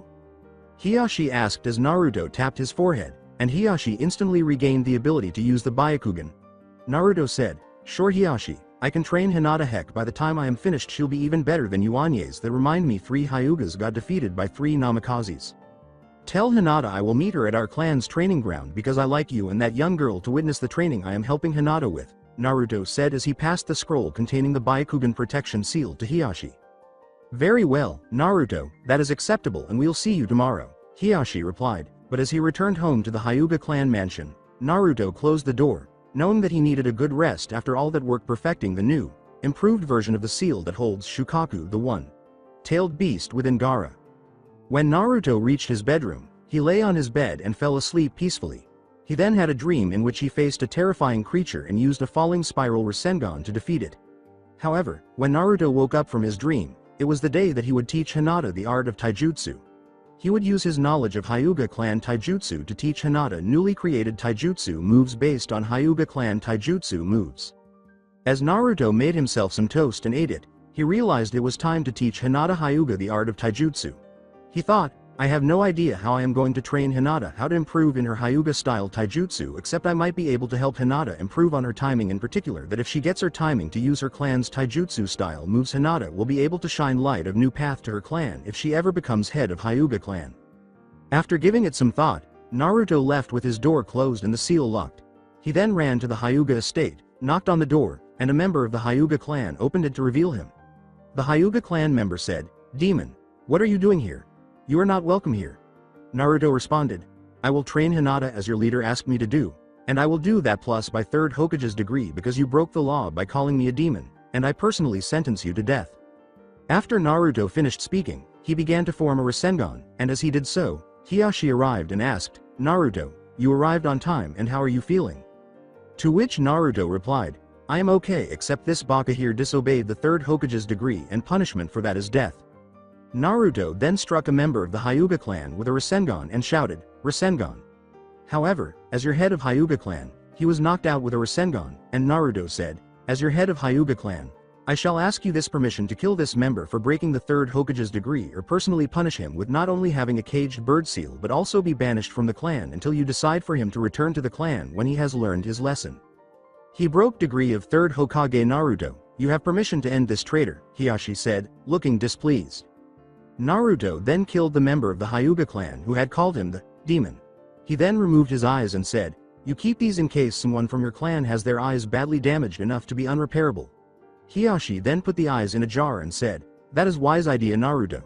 Thank you for giving me the eyes to keep as a spare anyway. Hinata is in the training garden with my youngest daughter Hanabi." Naruto then accompanied Hiyashi to the Hyuga clan training garden. "Hinata, your father asked me to teach you the art of your clan's taijutsu, but I am unable to do that because I am going to help you improve on your timing. Heck, you might even be better than your father or even be at his level."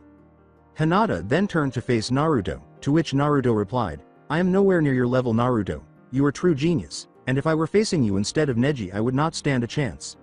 "That is not true, Hinata. You would have been more challenging than Neji even if he appears to be a better fighter than you," Naruto said, grinning as he activated his Uzugen. After Hinata activated her Byakugan, Naruto explained, "What I am going to do is attack you with only taijutsu and I need you to wait for my attack to get right close because when it gets near contact that is when you use whatever jutsu you know." Naruto then proceeded to attack Hinata with Uzumaki's fist strike, but Hinata thought, "Okay, I have to wait until Naruto gets close to strike me and when he gets to exactly distance I block his attack with one of my clan's taijutsu moves." As Naruto was about to strike Hinata with Uzumaki's fist strike, Hinata yelled, 8 trigrams rotation. But Hiyashi appeared impressed and felt that her timing was slightly improved by Naruto's explanation. "That was good, Hinata. Your timing is getting even better, but now let's try something a little more tricky, meaning situation where you face multiple opponents and remember you got to wait until multiple opponents are in correct distance for you to see when correct time to counter or block the attack from multiple opponents except those multiple opponents shall be my clones," Naruto said, making a two-handed hand sign as he yelled, "Shadow Clone Jutsu." However, as he created 5 shadow clones, all 6 Narutos prepared to attack Hinata with Uzumaki's first strike. When 6 Narutos approached to hit her with multiple Uzumaki fist strikes, Hinata yelled, 8 trigrams gentle fist. As a result, Hinata hit each shadow clone before they could hit her with the Uzumaki fist strike. Naruto then said, "Nicely done, Hinata. Your timing has improved and you even managed to use rotation without any training how to do that move." Hinata responded, "Thank you, Naruto. Without you or my father Hiyashi, I could have never been able to pull off rotation or be able to strike opponent before they had a chance to strike me." As she approached her father, Hiyashi, Hinata said, "Father, my timing is much better now, thanks for asking my friend Naruto to train me." Hiyashi responded after Hinata spoke, "You welcome, Hinata. You have indeed reached my level in taijutsu. It kinda reminds me of your mom back when we was in Chunin exams. I was facing your mother to see who faces Naruto's father in the final match, except your mother was not an easy opponent until I pulled of 8 trigrams double gentle fist, giving me the win to face Naruto's father Minato Namikaze, my toughest opponent other than Naruto's mother Kushina, who was also my easiest opponent I ever faced. Heck, I dream about that very match each night I sleep." When Naruto returned to his house, "My job is done and I can finally relax before tomorrow my match as a fellow Jinchuriki Gaara Sabuko and the one-tailed beast Shukaku." When Naruto got there, the seal temporarily deactivated the door, so he was able to enter and walk in.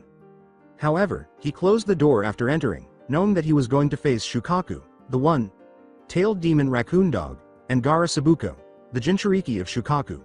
When Naruto reached his room, he lay on his bed and grinned as he went to sleep, knowing that he was about to take another step toward realizing his dream of becoming the 6th Hokage.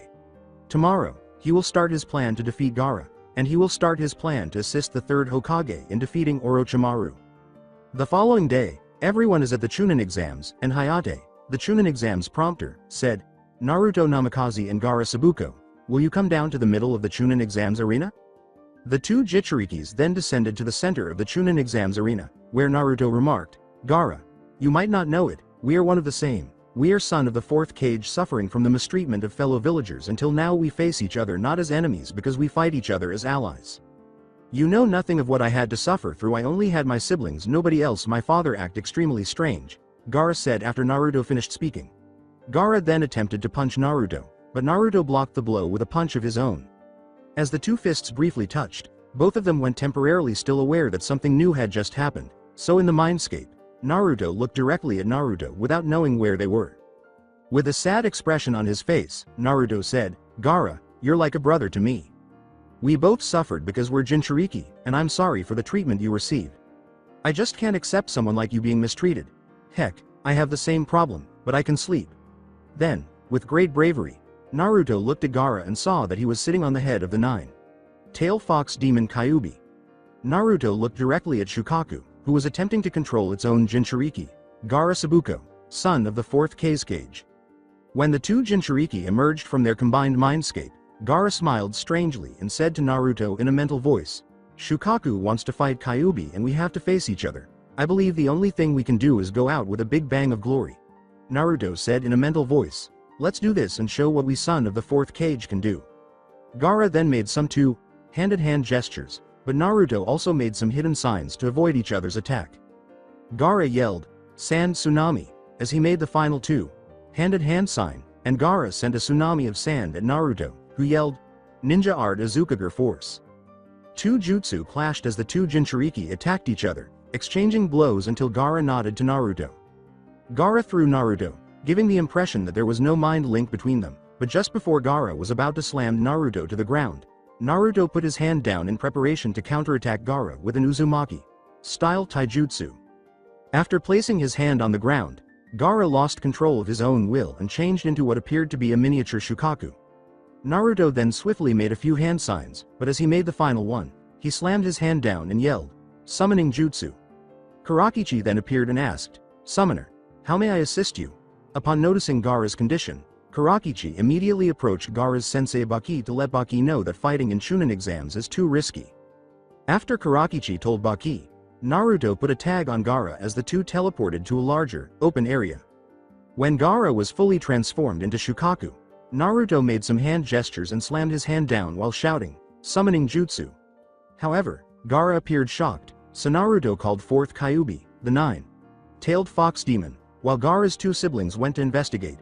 Fake Kage took the Hokage to the roof, knowing that a barrier would form around him to prevent the Hokage from fleeing his battle with the fake Kage. "Ah Naruto, I see that you summoned me and that means we have a job to do, but what is it?" Kyuubi said, looking up to see Naruto sitting on his head. "Ah Naruto, I see that you summoned me and that means we have a job to do, but what is it?" he said, pointing to Shukaku. Possessed Gaara. "Kyuubi, I hope you're ready because if Gaara appears and falls asleep, Shukaku will be unleashed." Kyuubi retorted, "Oh okay, Naruto, now that I know what the situation is, you better hold on tight because I am going to charge at Shukaku with full speed and that only way to defeat Shukaku is to wake his Jinchuriki by one hit of that impressive skill of yours." Gaara emerged from Shukaku's head after Kyuubi spoke, saying, "I am glad you entertained me, and I will repay you by demonstrating the true power of the Shukaku." Then, making a sign with both hands, Gaara said, "Sleep Possum Jutsu."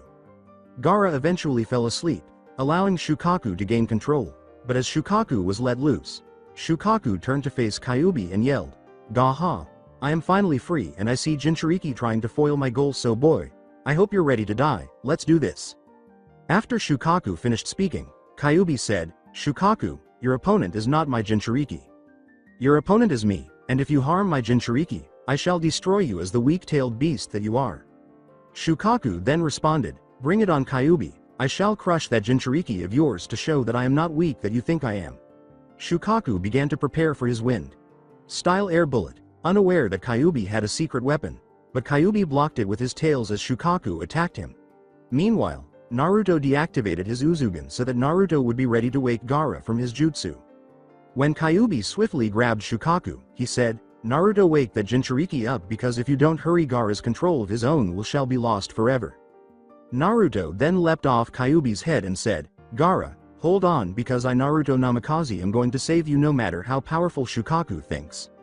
Naruto then punched Gaara, undoing his sleep possum jutsu, but when Gaara woke up, he asked, "Naruto, why are you saving me? I nearly destroyed your home village from within the Chunin exams arena." Following her words, Naruto wept. "It hurts to be mistreated. Gaara, I know how it feels because I had that treatment, and we should be treated as heroes of our village, not as something to be treated as the tailed beast we carry. Heck, Kyuubi was my very first friend I even made other than innocent people of my village that treated me as their savior for just being Jinchuriki." So Gaara appeared to be extremely brave when she said, "Naruto, I don't feel forgiven what I did, but one thing I am going to do is drag Shukaku back in that seal no matter how it hurts." Naruto made some hand gestures and quickly touched Gaara's seal while shouting, "Sealing Jutsu Jinchuriki Bond 3 Pillars of Courage." Then, Gaara's old seal vanished and an upgraded version of her original seal appeared on her forehead. When Gaara's two siblings arrived, Gaara apologized for how he was acting, saying, "I am sorry for how I was acting. I was just too lonely that I never had anyone other than you two being my friends." After Gaara spoke, Gaara looked at Naruto as she said, "Naruto, thank you for doing this for me. I truly owe you my life, but RWHAT made you this strong." Then Naruto clarified, "I proved my existence by protecting those who were precious to me, and Gaara, I would be honored to be your friend. Heck, I already think you as brother I always wanted. Even if we are not blood related, we are heroically related just by being Jinchuriki of our village." Because Gaara's two siblings helped her maintain equilibrium, Kunkuro stated, "Thank you for saving our little brother. We will do whatever it takes make sure Gaara never again suffer loneliness, as we shall announce that if anyone mistreats Gaara like they done in the past, they die by our hands no matter what." Gaara said, "I will prove my existence by working to become the next Kazekage and form a bond with people that is precious to me. Especially the path of Kazekage may be challenging. I will face each challenges with great courage to honor the bond we have as allies." The Sabuko trio then left, knowing that those who did not want to join fake Kazekage's plan to attack the Hidden Leaf Village with the help of Hidden Sound Village would be left behind. Meanwhile, Naruto returned to the Chunin exams arena, where he saw the real Kazekage's body. However, as soon as he reached the real Kazekage's body, he immediately took it over to Hidden Sand Village to have the hero's burial that the fourth Kazekage deserves for protecting Hidden Sand Village with all his might. Orochimaru said, "Ah, Horizon Sensei, I may have failed to get ninja I want because of that interfering rat. Hidden Leaf Village will still be destroyed." To which Hirzan responded, "I would not laugh if I were you, foolish pupil of mine, because I am not empty-handed as you think." Horizon then pulled out a prong kunai, which Naruto gave him. "Naruto gave me this for a reason, and whatever reason it is, I know the time to call Naruto is now," Horizon thought. Horizon threw a pronged kunai at a wall, and Naruto appeared in a yellow flash. He said, "Lord Hokage, I knew you'd call me here, so I gave you a pronged kunai without you noticing it. Heck, I am master of pranks along with being head of Namikaze clan." Naruto then turned to face Orochimaru and said, "Lord Hokage, cared to report what is going on?" Horizon responded, "My ex-student Orochimaru plans to destroy the village even when he failed to get what he needs, a body of another ninja." As the two prepared to fight Orochimaru, Naruto said, "I see that you wanted Sasuke Uchiha's body because of the Sharingan. Too bad I am Seal Master. I done impossible by having curse mark removed from his chakra coil."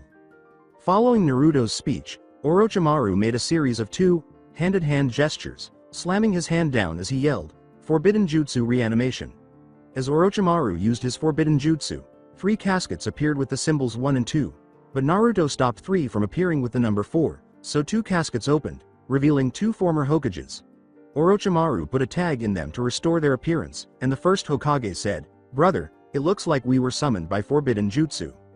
That means we have to obey the one that summoned us with this forbidden jutsu," Tobirama said as the 2 Hokages turned to face his former pupil. Horizon then remarked, "Tobirama-sensei, my former student Orochimaru summoned you and Lord Hokage Hashirama." Naruto laughed and responded, "Orochimaru, you think you can use them against us? You have no idea how useless that move you done, since I have something to give them enough control to break out of your jutsu. Well, I actually mean I got info they have no idea about." After Naruto finished speaking, Hashirama turned to face him and said, "Sorry, young one. We have to fight you and your Hokage." Then, when Naruto blocked his attack, Hashirama said, "Hashirama, you are related to me through your wife Mito Uzumaki, as my mother Kushina Namikaze is originally an Uzumaki like Mito, plus I have one of her legacy home-tiled beast you fought back when you went face to face with Madara Uchiha." Tobirama then attacked Naruto with Raijin without realizing that Naruto had swiftly unsealed Sujin from the storage scroll in his weapon pouch, especially since Naruto was going to reveal information about Tobirama. As soon as he unlocked Sujin, Naruto blocked Raijin with it. "Tobirama, like your brother, I am related to you through Uzumaki clan, and Azukage trusted me to wield Sujin since I was one found it hidden in old Azukage building ruins," Naruto said. Then, both of the revived Hokages began to try to regain control of their own bodies. Tobirama said, "Horizon, we can't keep this up for very long. You must defeat us by sealing us away, because that is the only way to save us." Horizon was about to begin making hand signs for the Death Reaper seal when Naruto yelled, "Lord Hokage Horizon, I may not be Hokage, yet I can't allow you to sacrifice yourself that is precious." After speaking, Naruto began to form the S hand signs. He said, "Sealing Jutsu Senju Flame," and then he successfully released 2 revived Hokage by sealing their bodies back into their graves. This effectively undid Orochimaru's reanimation of his forbidden jutsu, and as he went to attack, Horizon remarked, "Naruto, you may not be a Hokage, but you acted like a Hokage, stopping me from using forbidden jutsu your father used to seal Kyuubi into you." Horizon began to form hand signs as he went to protect Naruto from Orochimaru's sword. He said, "Ninja Art Defense Barrier Jutsu," and then he said, "Lord Hokage, even though you may be too old for this, you can still seal and take away Orochimaru's ability to use his arms by sealing jutsu, even my father cannot use." Horizon nodded to Naruto, and he made a 2-handed sign, saying, "This is the end, Orochimaru. I might be nearing the end of my years, but I have enough power in me to take away your ability to use your arms." After Horizon finished speaking, he made a second 2-handed hand sign and yelled, "Sealing Jutsu Repair of Justice Yoshigamo." Horizon then successfully prevented Orochimaru from using his arms, so Naruto destroyed the barrier and led Horizon to the medical core. However, as Naruto followed Horizon there, Horizon said, "Naruto, I have an important mission for you, and it is a rank 1 as your mission is to bring back your father's successor, another of my students, Tsunade Senju, a Senju clan survivor like your sensei Tenzo." When Horizon finished speaking, Naruto responded, "I accept the mission, and if I find a Sannin I like to take with me my father's own sensei Jiraiya because he knows Tsunade better than anyone." Horizon then said, "Okay, Naruto, find Jiraiya and inform him that he has mission plus Naruto you were hereby promoted as Special Chunin." After putting on his Special Chunin jacket that the medical corps nurse had given him, Naruto set out to find Jiraiya, knowing that it takes a Sannin to find a Sannin, especially since Naruto had the ideal tool to convince Tsunade to return to the Hidden Leaf Village as 5th Hokage. After Horizon finished speaking, Naruto went in search of Jiraiya until he thought, "If I can't find Jiraiya, I will make him find me, and all I need is sexy jutsu." Then, Naruto entered the bathhouse and, while shouting, "Sexy jutsu," he made a sign with both hands. Knowing that it was time to draw in the catch of the day, Naruto changed into a female version of himself, Naruko. When Jiraiya stepped forward, he activated Naruto's Lightning Thunder God tag, causing Naruto to appear in front of Jiraiya in a yellow flash. Naruto cancelled his sexy jutsu and said, "I have a very important mission to bring in my father's chosen successor, and the one my father picked is someone goes by the name Tsunade. This was while Naruto was acting like he was having fun. Following his words, Jiraiya responded, "Finding Tsunade is not going to be easy because if I know her that well, except I do know her that well, Tsunade is going to gambling places with an assistant of hers." And Naruto responded, "Where is such a place we can locate Tsunade?" And Jiraiya responded, "The only such a place I know about is Tezuka Town, but while we go find Tsunade there is jutsu I am going to teach you, since one jutsu I am going to teach you created by your father Minato." With a grin, Naruto said, "I know every jutsu my father and my mother created, heck I even mastered it, except what I have figured out is that Rasengan is an incompleted jutsu."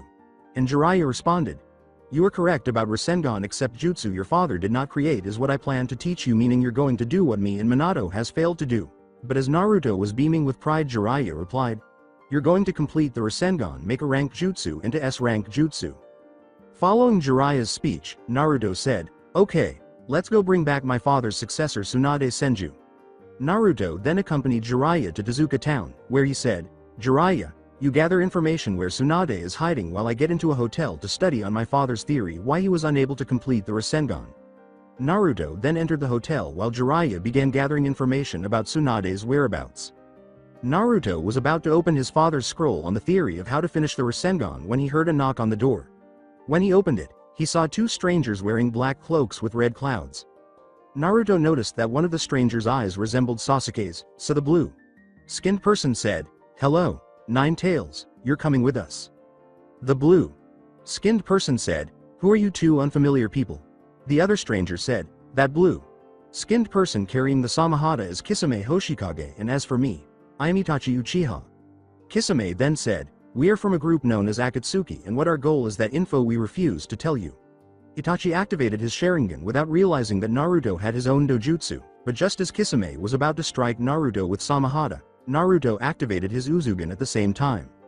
"Akatsuki, what you explained to me, you're bunch of S-rank criminals, and Kisame, you look like challenging opponent for me to test what your sword can do against my sword, while you Itachi wait until I have my little dance with Fishman before I test out what my eyes can do against your eyes," Naruto said as he blocked Kisame's attack. Naruto then threw Kisame out onto the hotel garden, but he jumped down to it with Itachi after he showed interest. After two of them leapt down to the hotel garden, Naruto said, "Now that we are in a more suitable fighting area, let's dance Fishman." Kisame then made a hand sign and yelled, "Water-style water shark bomb jutsu."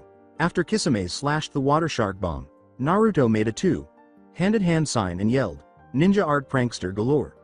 However, as Naruto attacked Kisame with prankster galore, Kisame blocked it with his Samahata, explaining, "You see here, my sword Samahata has ability to absorb the chakra of my opponent, while your sword God of the Sea is perfect rival for my Samahata."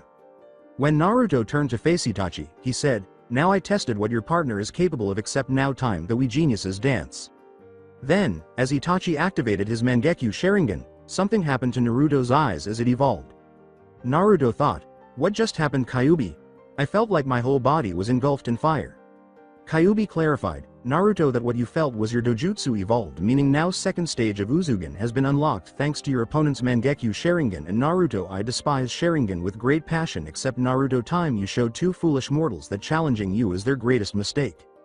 After Kyuubi finished speaking, Naruto thought, "I like it, Kyuubi. It feels like my body has just adapted to it. Heck, I think I call this Konohikyu Uzugan. What can this form do?" Kyuubi went on to explain, "It does the same thing Mangekyo Sharingan does, except you can't go blind when it gets used too much, making Uzugan more superior than Sharingan." Naruto then locked eyes with Itachi's Mangekyo Sharingan until he caught Itachi in a genjutsu. Inside the genjutsu, Naruto said, "Welcome to my world here, I control everything. Unlike Tsukiyomi, my Foxyuki, you shall be tortured for 48 hours until you admit defeat. Heck, if you're as brilliant as you say, you know what you have to do, get released from my genjutsu." "I admit defeat, Naruto. You sure are a worthy opponent and live a good life, because when the time comes, I shall personally test myself against you and tell my little brother if he wants to grow strong enough to defeat me. He needs to let go of the darkness by understanding that he needs to stop being arrogant before his arrogance becomes his downfall," Itachi said as he struggled to break out of Naruto's genjutsu. However, as two Akatsuki members were about to flee, they were captured by Jiraiya's jutsu Toad Mouth. After Itachi broke himself and Kisame out with Adamaritsu, they managed to flee, and Naruto stayed a safe distance away until Jiraiya said, "Naruto, don't go too near it, those flames have to be sealed since it can't be put out by level of water-style jutsu." Jiraiya was surprised when Naruto used Uzumatsu flames to extinguish the Adamaretsu flames, and Naruto responded, "Adamaretsu flames are black, my Uzumatsu flames are white, making my Uzumatsu perfect defense against Itachi's Adamaretsu, and specially that it even makes me Itachi's worst nightmare. Tsunade has been sighted at a place known as Sake Bar, and what I have discovered, Orochimaru is also seeking her out," said Jiraiya, after Naruto deactivated his Uzugan. Two people left for Sake Bar. Meanwhile, Yoiki stayed in the council room of Hidden Sand Village. Hidden Sand Village is near the same condition Hidden Leaf Village was from invasion plan made by fake Kazekage that turned out to be Orochimaru. "I say that we offer arranged marriage with one of our top shinobi with one that brought Lord Kazecage's body to be buried to ensure peace." As the other council members agreed, Gaara and Kunkuro entered the council office. Yoiki then said, "Gaara and Kunkuro, we suggest that Temari has arranged marriage with Naruto Namikaze to ensure peace with Hidden Leaf Village." However, just as they were about to speak, Temari entered the council office and said, "I heard what you suggested, and if I am going to do this, I request that Elder Chio escort me to Hidden Leaf Village." Saiko responded, That is the best chance we have to ensure peace with Hidden Leaf Village, but who is best for this arranged marriage? Tamari and her two brothers left the council room after Yoiki wrote a message and had it forwarded to the Hidden Leaf Council. Gaara then said, Tamari, they think it is best for the village. I am going to ask you this not for the best of the village but for you both, because if there is one thing I learned from facing Naruto is that Shukaku obeys me, not the other way around. Anyways, we got everything prepared for you thanks to Baki-sensei's help. Tamari responded, Naruto suffered a little more loneliness than you, but he shall no longer suffer, because when I return his kindness by making him happy in words, I will take on the life of being Naruto's fiancé. Hiyashi responded, I accept this. Naruto was like a good sensei to Hinata. Heck, my youngest daughter even started to use Naruto's sort of training that he did with Hinata. Tenzo then said, Naruto is my prized student. If it puts stop to his loneliness, I agree with this. Meanwhile, at the Hidden Leaf Village Council room, they received a message from the Hidden Sand Village Council announcing the planned marriage of Naruto and Tamari. Danzo said, I propose that we accept this, and they have to have at least one child together, ensure Namikaze clan's survival. After Tenzo had finished speaking, Sakuno Haruno said, he should be sent over to their village instead, because that boy is nothing but an annoyance to my daughter, Sakura, to which Gen responded, Naruto's logical thinking is indeed respectable and he is not an annoyance as. I agree to this. Then Shikaku responded, I agree with this because Naruto is one tactical genius that can think of 3 ways to enter this place undetected. Inoichi responded, I also agree to this because my daughter stuck up for him when your daughter Sakuno was picking on him for no sensible reason. But when Sakuno was about to challenge what Inoichi clarified, Chozo responded, I too agree to this because he may not be Akamichi except he has stomach of an Akamichi. Heck, if I had the chance I'd adopt Naruto until he is old enough to claim council seat of Namikaze clan, even if you Sakuno refused to accept Naruto as a hero.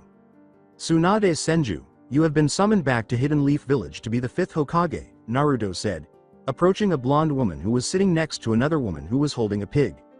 Tsunade turned to face Naruto and said, Hokage ha, that is fool's job. People I care about, including my family, ever been or wanting to be Hokage died. Naruto laughed and said, did council or whoever told you that you were completely wrong? There are 2 people left that you relate to. In fact, you say that being Hokage is a fool's job, and I think you're the fool because if your grandmother heard this, you'll get a right mouthful. After Naruto finished speaking, Tsunade got up from her seat and said, you want to take it outside, punk? Who do you think you know about my family? To which Naruto replied, fine, bring it on and make it more interesting. I plan to win that necklace of yours. Suzuna then got up from her seat and looked at Naruto as he went outside the sake bar with Tsunade. Shizune remarked, you can't be serious, those who wore that necklace died. Naruto said, tell me before I kick your ass for saying being Hokage is fool's job when my father was Hokage. Heck, if my mother was still alive she'll pound the snot out of you, since it was her dream to be the first female Hokage. Following Naruto's speech, Tsunade said, your mother was a right tomboy, and before we start, tell me what you mean about my grandmother. Naruto responded, your grandmother is originally from the Uzumaki clan, and since my mother was also from the Uzumaki clan, it means we are related.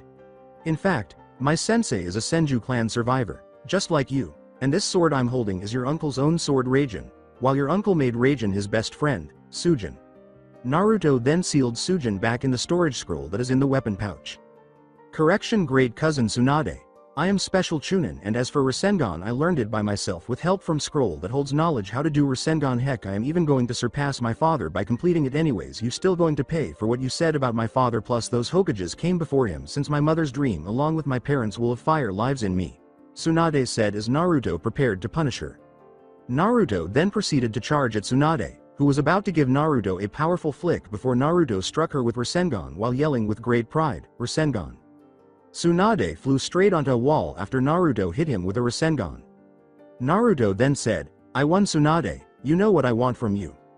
Tsunade then put a necklace around his neck and quickly recovered, so Naruto said, if it's any help, there is something else about your grandmother, and that is she was very first Jinchuriki of Nine-Tail Fox Demon, leaving my mother as second and making me the third. In fact, you know that seal on your forehead, it is the same as your grandmother's seal. Well, it really is seal created by Uzumaki clan, Forbidden Jutsu Min Eternal Regeneration. Tsunade felt like crying as she said, all my life I felt like I lost all my relatives, to find out now 2 people I am related to are still alive. As he gave Tsunade a hug to lift her spirits, Naruto said, Tsunade, one that is going to be 5th Mizukage is also an Uzumaki like 2 others I have, not meaning you have 5 remaining relatives. Heck, you can make Tenzo your heir. Tsunade responded, "Thank you cuz for cheering me up. I will join you as 5th Hokage of Hidden Leaf Village." Jiraiya and Shizune were walking back home to Hidden Leaf Village when Orochimaru and his goon Kabuto, who turned out to be a member of Hidden Sound Village, interrupted them. After the four were stopped, Orochimaru said, "Ah Tsunade, my old teammate, I see that they got to you first anyways. If you heal my arms I will give you what you desire, your former lover Dan." Then Tsunade responded, "I refuse, traitor. I stand here not as a Sannin but as 5th Hokage of the Hidden Leaf Village." So Kabuto responded, "That is a shame. Lord Orochimaru would have brought back your little brother too, and especially that it would be thank you gift for healing Lord Orochimaru's arms."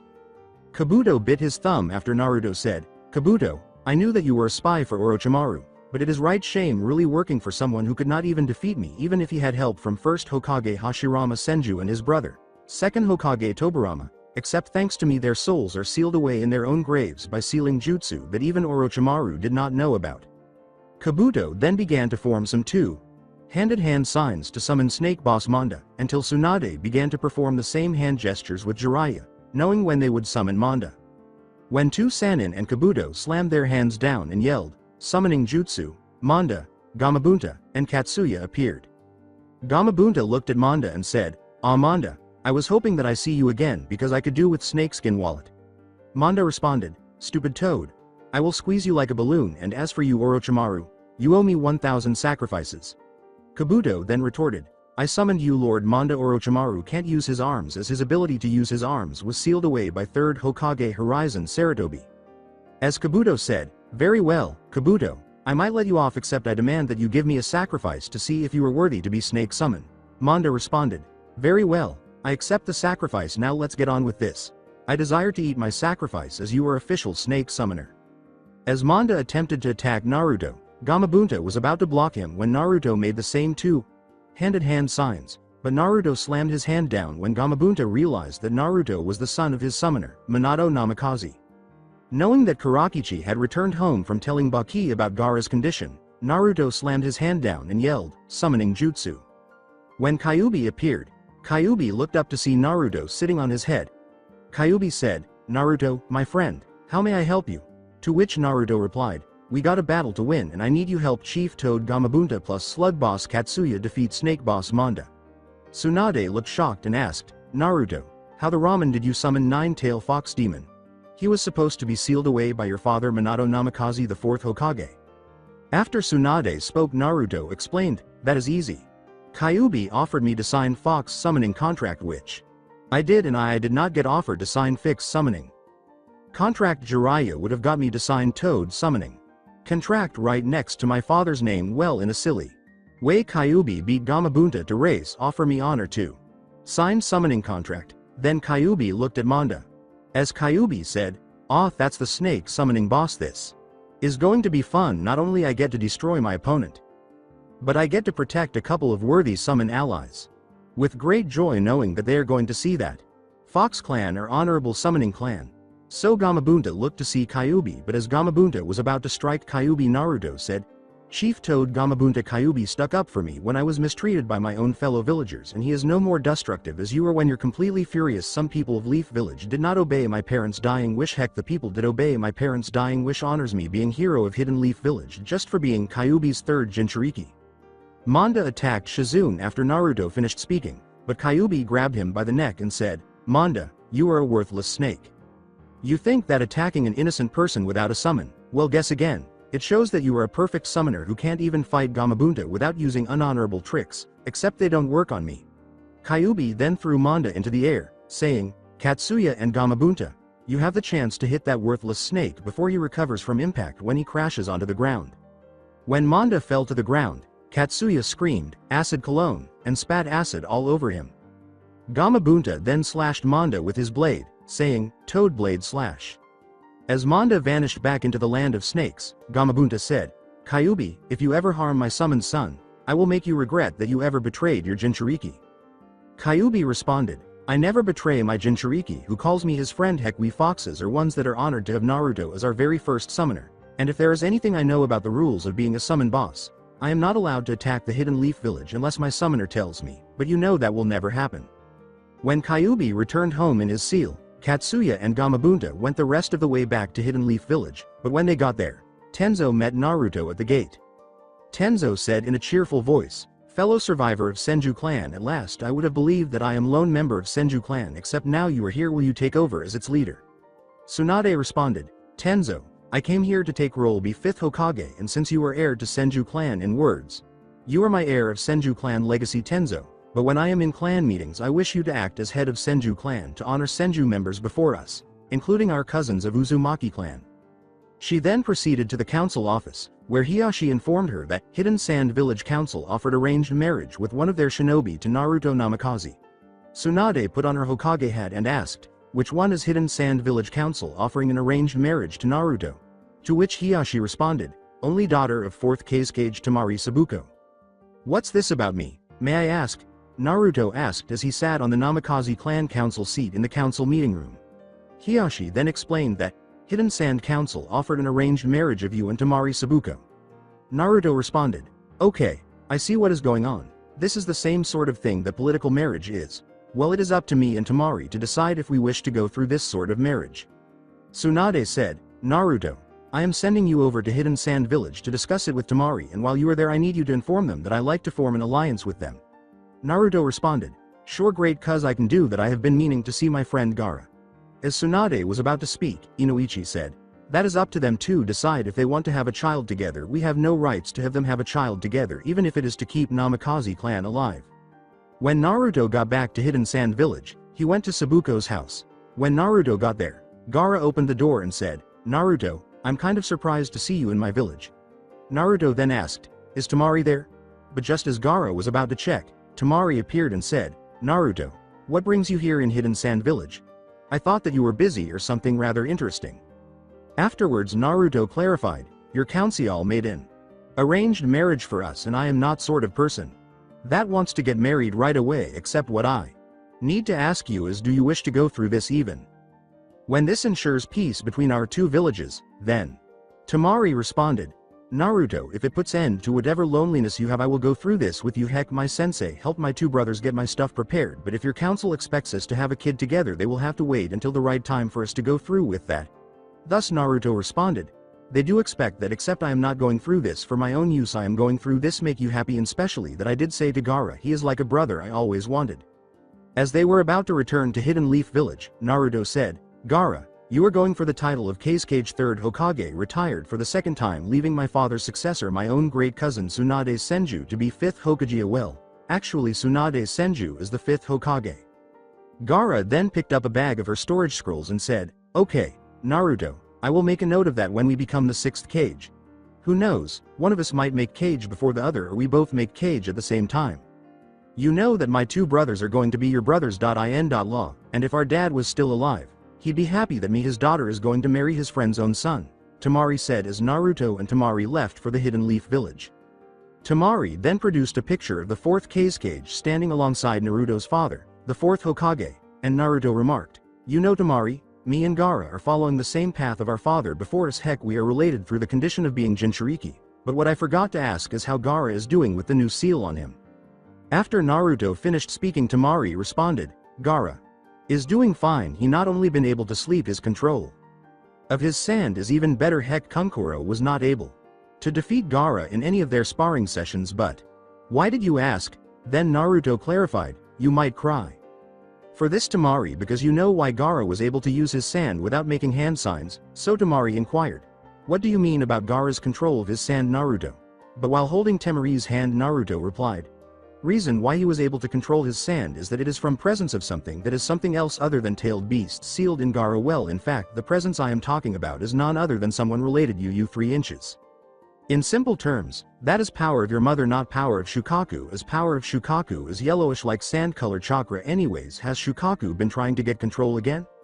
Temari was crying as she tried to figure out who Naruto was referring to when she finally clicked on it. "Nah, Shukaku has been trying to do the opposite this time. What I can gather, Shukaku is still trying to gain freedom, not way he tried before, except he is trying to gain the same sort of freedom Kyuubi has," Temari responded. Temari's words caused the door of Naruto's mansion to open, and as they entered, Naruto explained, Until we are married, your room is only next door to me, and if you need work on wind-style jutsu, my parents left scrolls that will help us, since I know my father trusts your father when it comes to sharing some jutsus with each other, even knowing that my father kept his own jutsus only for me to master. Temari then went to her bedroom, and Naruto went to his room to sleep well, knowing that he would no longer be alone because of the Council of Hidden Sand Village. The following day, after the couple had breakfast, there was a knock on the door. Naruto went to answer it and saw it was an Anbu, but he appeared composed and asked, "What do you want, Anbu?" "I was about to put on my father's Hokage cloak." "You both been summoned into council for important meeting," Anbu said after Naruto finished speaking. Thinking that Danzo was up to something and that he would not get his way, Naruto responded, "All right, we'll be there, Anbu." Naruto then put on his father's Hokage cloak while Temari prepared her battle fan.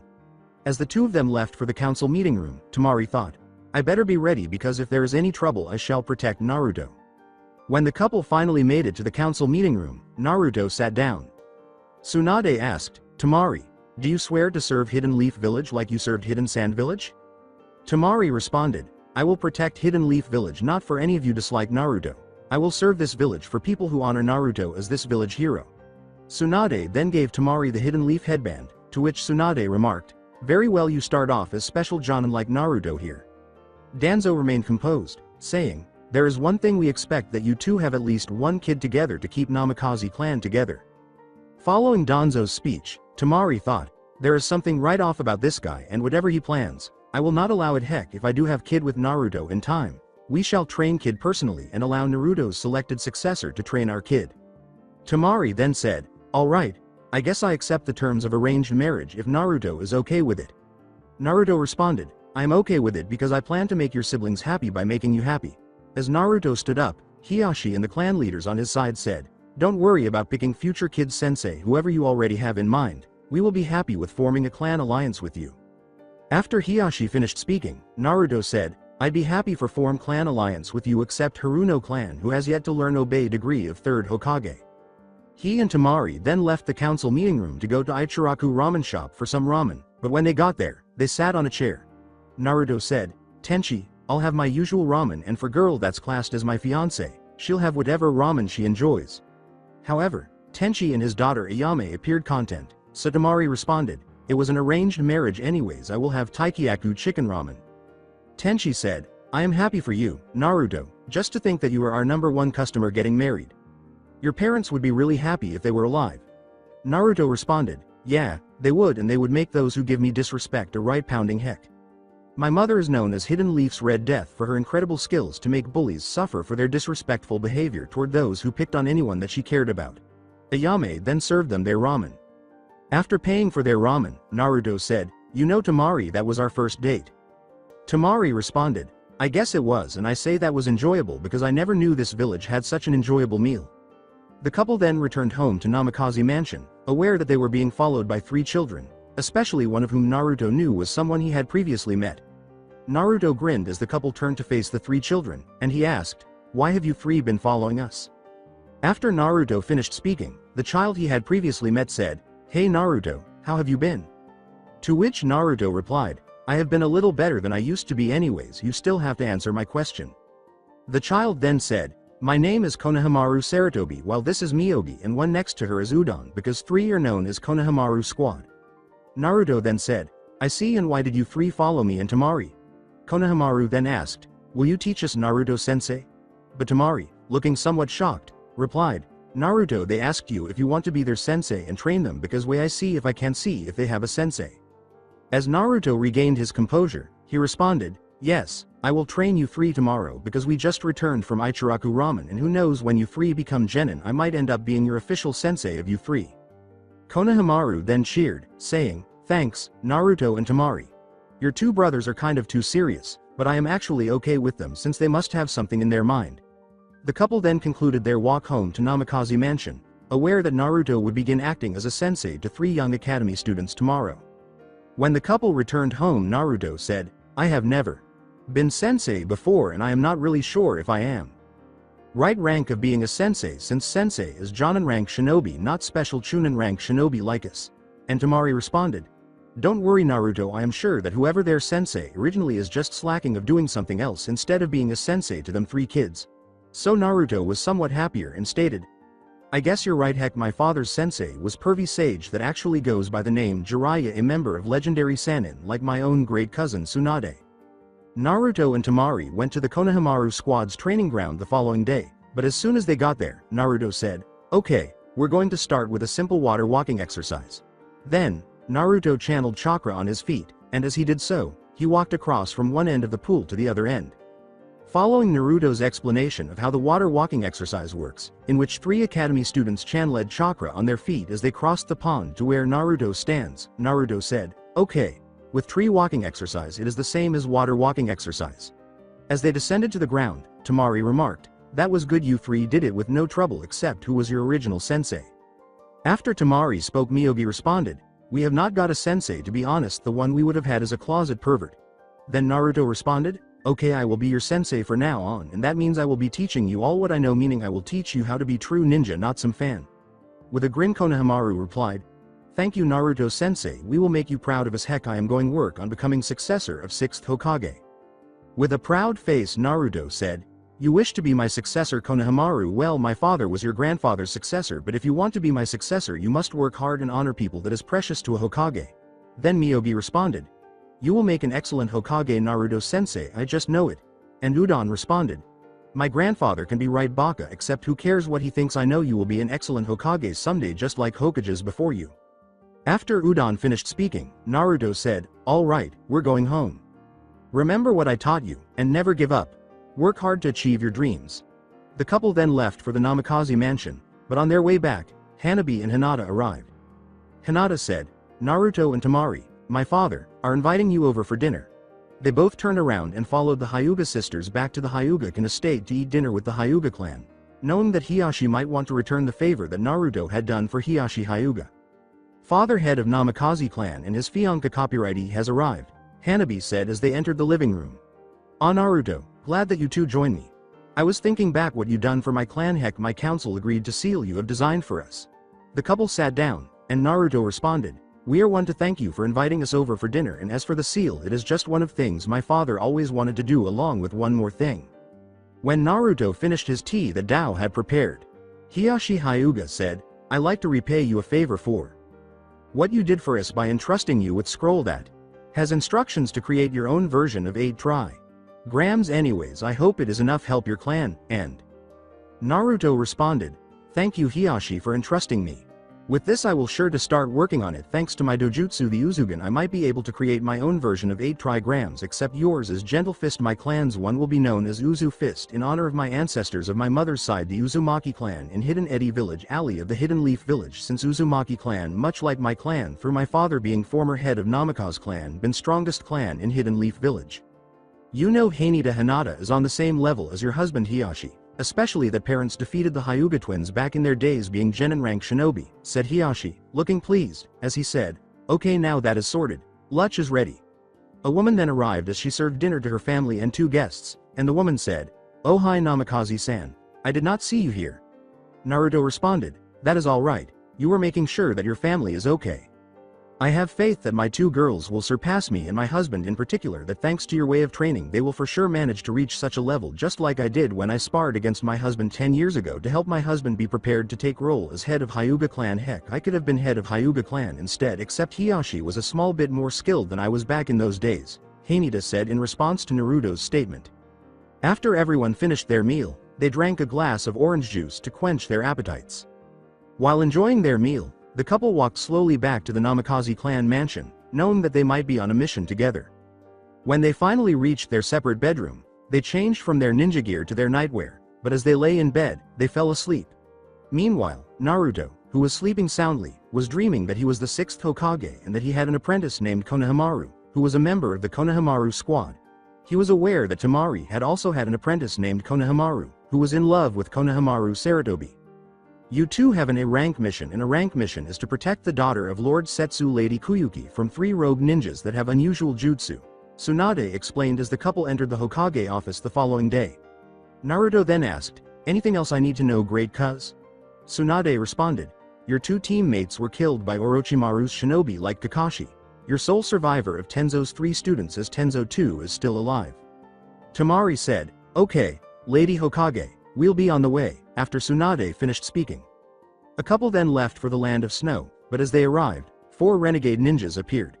One of them said, "Going somewhere, Leaf Shinobi." Naruto then retorted, "We are going to protect Kyuubi and you're not going to stop us." Tamari then said, "Get out of the way and let us do our mission or we will take you 4 down, no matter how strong you 4 might appear." When 4 rogue ninjas attempted to attack Tamari, Naruto intervened and blocked their attack. He then turned to face the 4 rogue ninjas and said, "You will regret attacking my fiancé like that and I will show no mercy for any of you assholes no matter how much you beg for Chanso escape with tails between your legs." Naruto then punched all 4 rogue ninjas, sending them flying into a tree. As he was about to strike them again, they fled, unaware that Naruto would be waiting to settle scores with all 4 rogue ninjas. When Naruto calmed down, he asked, "Are you alright, Tamari?" Tamari said, "I am alright, Naruto, thanks for protecting me." Naruto then added, "I am happy that you are alright and if they hurt you, I will make them wish that seeing Gaara on a bad day is their most happiest time because what I will do makes even Shukaku shake in fear of my fury." As a result, the couple walked all the way to the cave where Kyuubi is hiding with her dying father, knowing that he can rely on Kyuubi to lead her people with great pride. When the couple first entered the cave, Kyuubi asked, "Are you two here to finish the job?" Naruto responded, "We are not those rogue ninjas and we have been sent here to protect you plus I am master of sealing jutsu." Then, as he was looking at Kyuubi's father's body, he noticed that part of it was turned to stone. This is unusual, no jutsu can be turned to stone except the jutsu for that is forbidden. Kyuubi was shocked and asked, "Why is such a jutsu forbidden?" Afterwards Naruto clarified, "Such a jutsu is forbidden because if I do the jutsu wrong I might end up losing ability to use chakra but if I do it correctly it will undo whatever happened to your father. Heck, I never tried it before to be honest."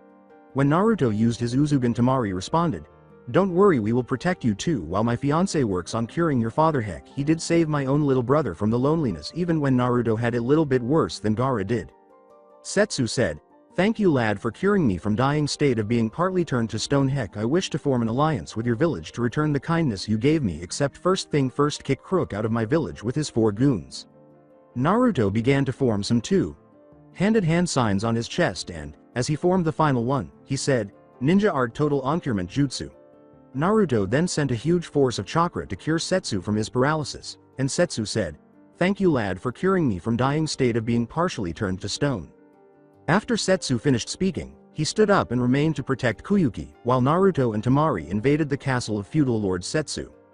However, as soon as the couple arrived, Naruto thought, "This is going to be easy, the disrespectful hidden leaf people accused me of being you well time I cause path of destruction on rogue ninja's base."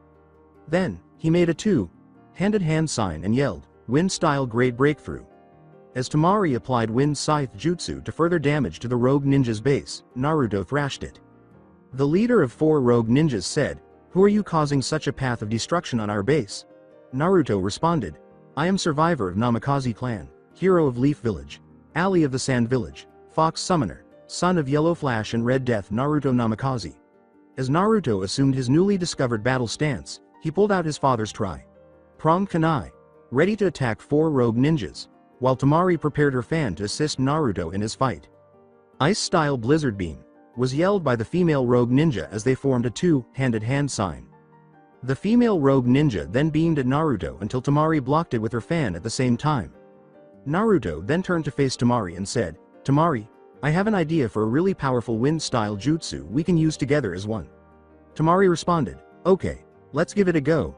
However, as the female rogue ninja attempted to attack the couple, Naruto held onto the fan while they both yelled, "Wind-style Great Wind Cyclone Jutsu."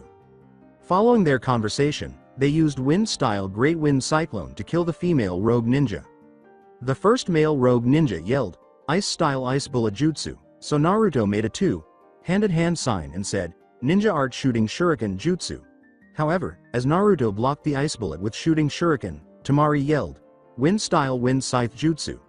Tamari killed the first male rogue ninja using wind-style Wind Scythe Jutsu, knowing that Naruto would defeat the 2 remaining rogue ninjas using his father's well-known ninjutsu battle skills.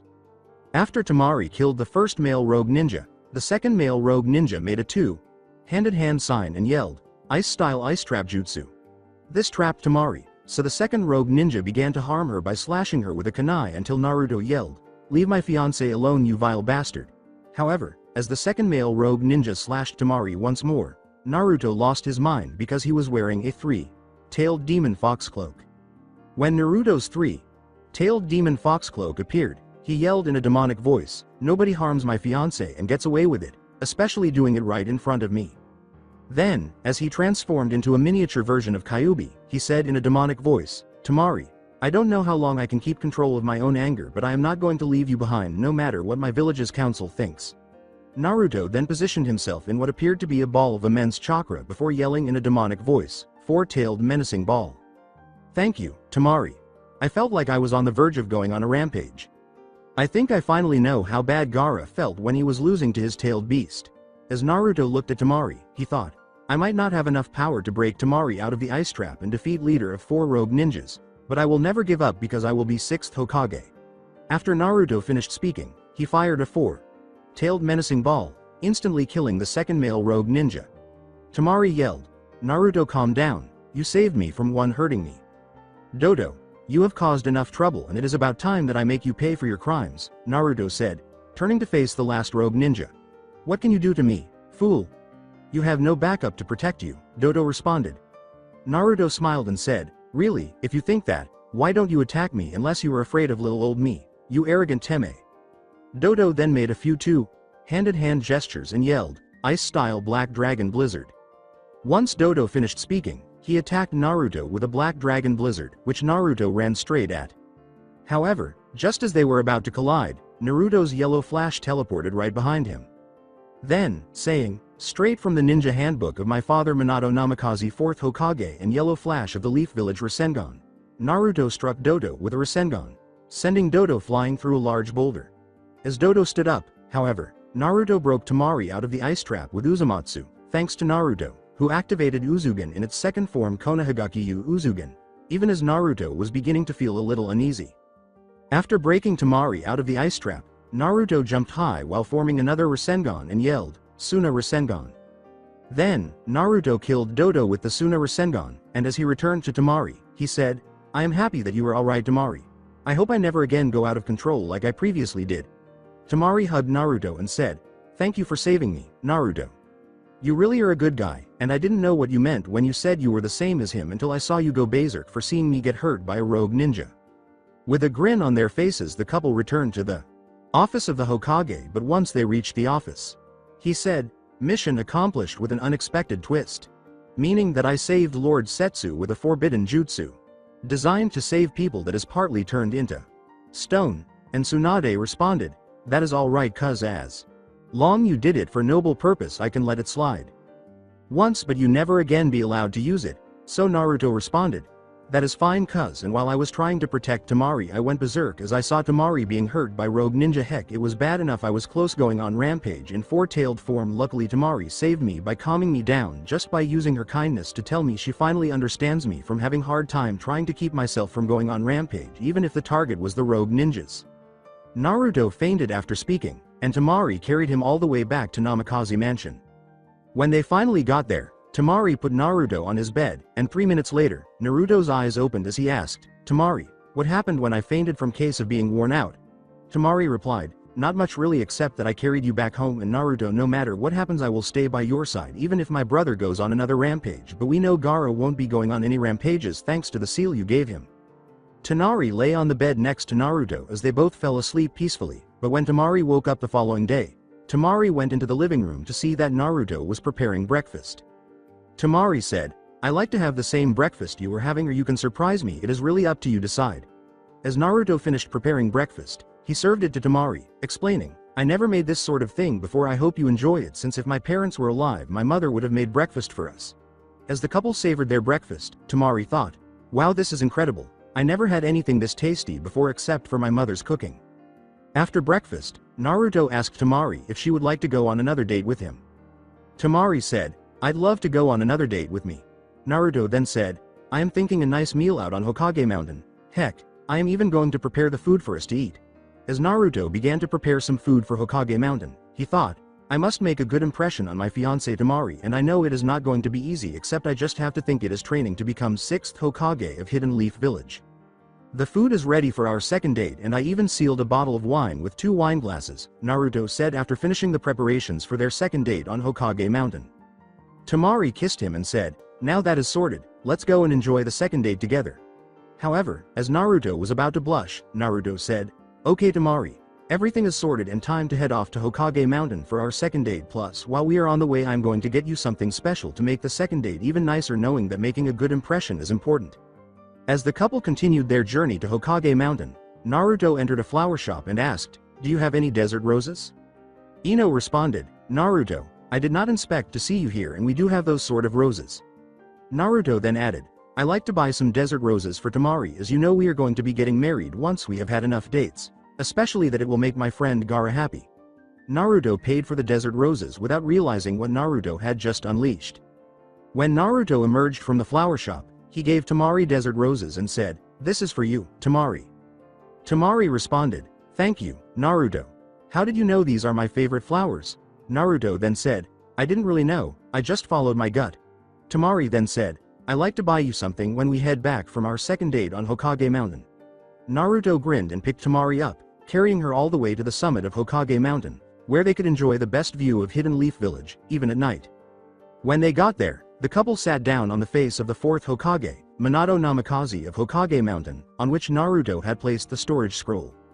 Naruto then made a hand gesture to open the food he had prepared, which included a bottle of wine and 2 wine glasses. Naruto said, "What do you think, Tamari? I picked this place for some reasons." Tamari, seeing how happy Naruto was, said, "This place is perfect, and why did you pick spot where your father's face has been crafted on when we could have used spot where your face is going to be?" Naruto continued by saying, "Whenever I am working on a jutsu or just playing on the swing, I feel like my parents are watching me even when I thought I was alone. It felt like I was never alone, much like how Gaara was, except he did not even notice it at all." Then Tamari responded, "Don't worry Naruto, wherever your parents may be, they're happy that you have me to spend your life with. Heck, I know my parents feel the same about me and my 2 brothers." So Naruto felt more comfortable saying, "You know Tamari, your brothers are going to be my family-in-law, and I know that Gaara would wish for same happiness as me, except I don't think it is possible thanks to certain members of the Hidden Leaf Village Council." As the couple finished their meal and drank their wine, Tamari asked, "Why did you say something like that, Naruto?" To which Naruto replied, "I plan to set Gaara up with someone that can make him happy, because there is no way that I am not going to allow Gaara to not be able to share his happiness like I am with you, and if the members of Hidden Leaf Village that are on my side agree with it, my plan will be a right success." Tamari then gave Naruto a hug in return, saying, "Thank you for taking care of my little brother Gaara. He would be happy for what you are doing for him, and my other brother Kunkuro will be happy, even knowing that Kunkuro would hide his jealousy." While the couple was enjoying their glass of wine, Naruto sealed the bottle with 2 glasses, and they got up to leave. However, on the way home, Tamari entered a weapon store and asked, "Do you have any special ninja tools that are to Naruto Namikaze's liking?" Outside the weapon store, Naruto pondered, who is willing to spend her life with Gaara Sabuko, my due-to-be brother-in-law? As Naruto smiled respectfully, Tamari emerged from the weapon store and handed him a special book on healing. Naruto said, "Thanks, Tamari. I really needed this because this is sort of jutsu I acquired to further my skills to be greatest Hokage since my father Minato Namikaze, the Yellow Flash of Hidden Leaf Village." Naruto began reading his new special book on healing, thinking, "There are some excellent theories on creating my own medical ninjutsu, the art of healing jutsu." However, as soon as the couple got home, Naruto immediately entered the training garden to practice healing jutsu. When Naruto entered the training garden, he reached for a wounded messenger bird that had been hiding. He then made 2 hand gestures and said, "Healing Jutsu, Noble Healment Jutsu." He then put his hands on the injured messenger bird and began to heal it. Tamari entered the training garden and saw what Naruto was doing, not realizing that Naruto had sensed her presence there. Following the discovery of Tamari, Naruto responded, "I am giving it a go, trying to create my own healing jutsu, and at the moment it is working good, except I am not sure it is a success until I am finished healing. This injured messenger bird has been hiding." So Naruto completely healed the messenger bird. When Tamari replied, "Naruto, whatever healing jutsu you created, it is a success, the messenger bird is no longer injured."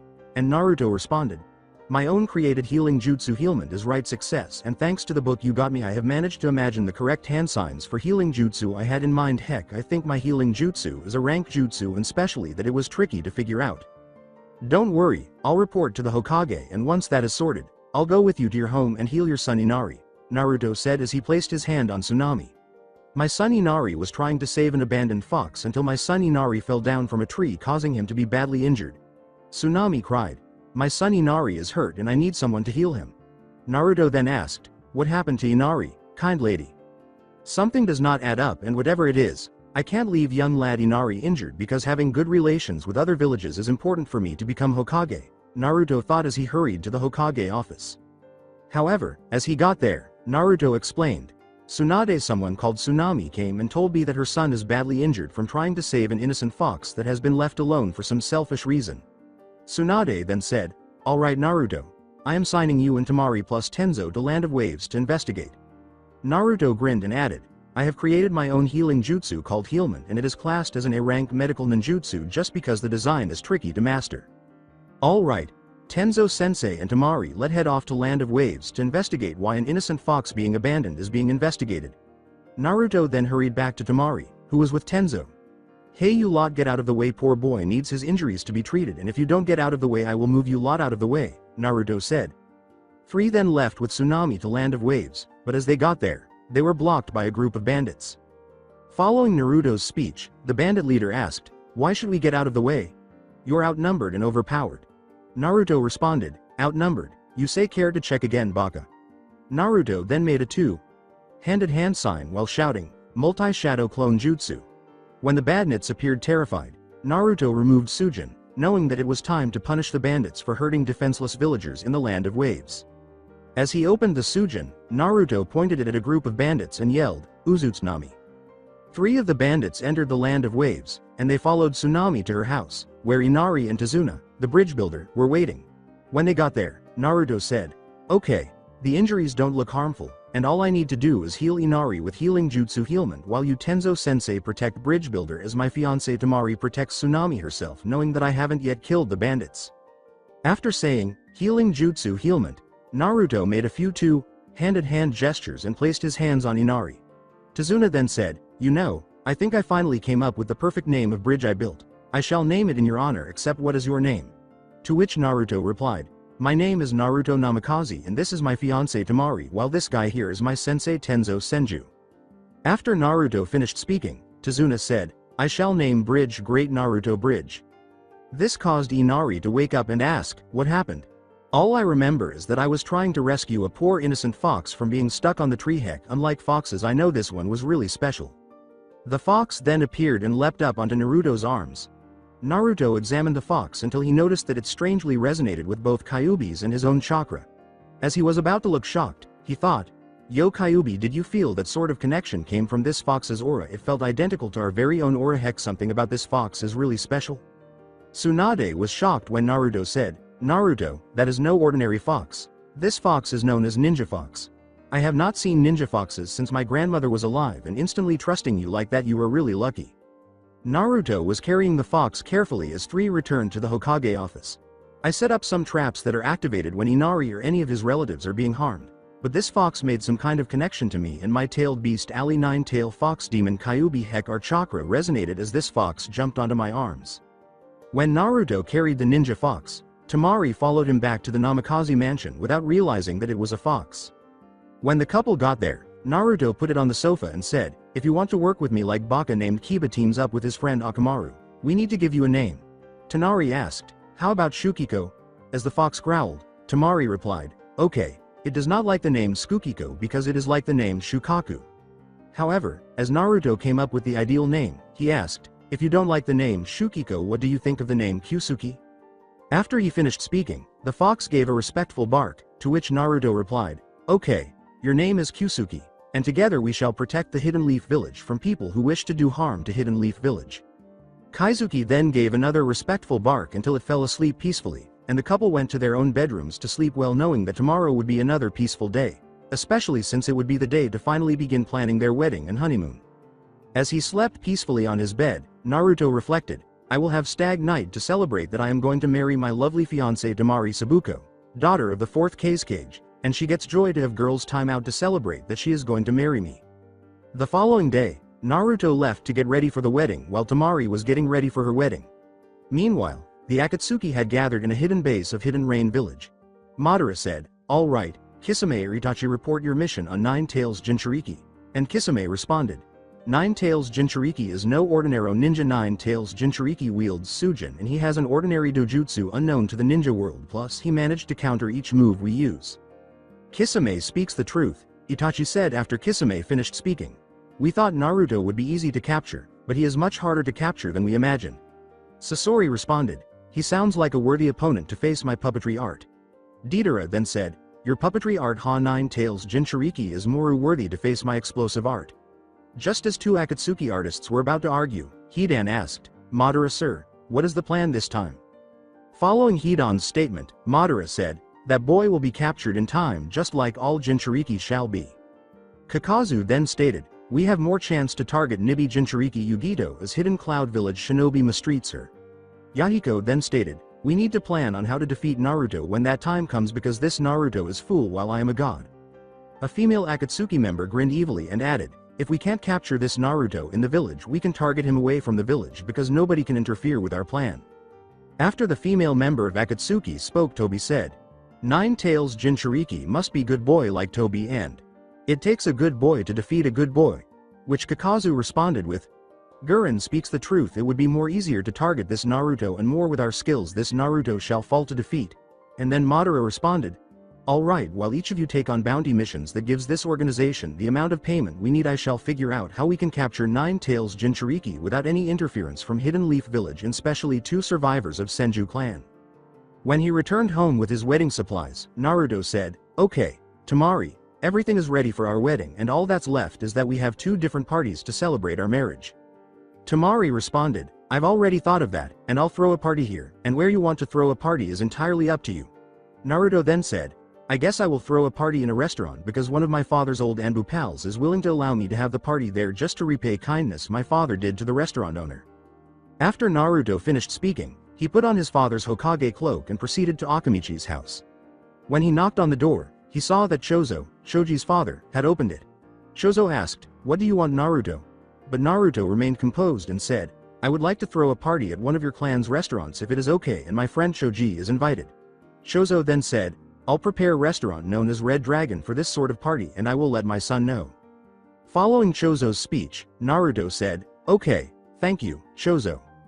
Since you were my father's old Anbu pal, you were invited to the party too.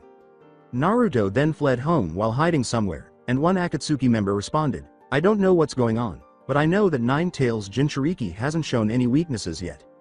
Another Akatsuki member then retorted, White Zetsu Madara told us to spy on Naruto. And unlike you, I Black Zetsu have no feeling for whatever you're thinking about. However, as two Zetsus went to tell Madara that Naruto had not displayed any weaknesses, Naruto hoped that two Zetsus would reveal themselves to Naruto, knowing that Naruto would want to send a message to Madara Uchiha. When Tamari entered the training garden, Naruto began working on his own version of 8 trigrams, called Fox Trigrams Uzu. Then, he yelled, Fox Trigrams 64 jabs, and then he struck a training dummy with the Fox Trigrams 64 jabs. Naruto turned to face Tamari and said, I done it, I created my own version of 8 trigrams, called Fox Trigrams, and I hope that young Fox Kyusuke is doing okay because I plan to send him where he can grow as a true fox by calling help from the land of foxes. Following his speech, Naruto made a series of 2 hand-in-hand gestures, slamming his hand down as he yelled, Summoning Jutsu. Kurama then appeared and asked, Hello Summoner, what would you like? Naruto pointed to Kyusuke and said, Could you take in Kaizuki to your homeland, Kurama? Kurama responded, Sure, I can take him to Land of Foxes because that fox is actually one of us that got lost a few days ago.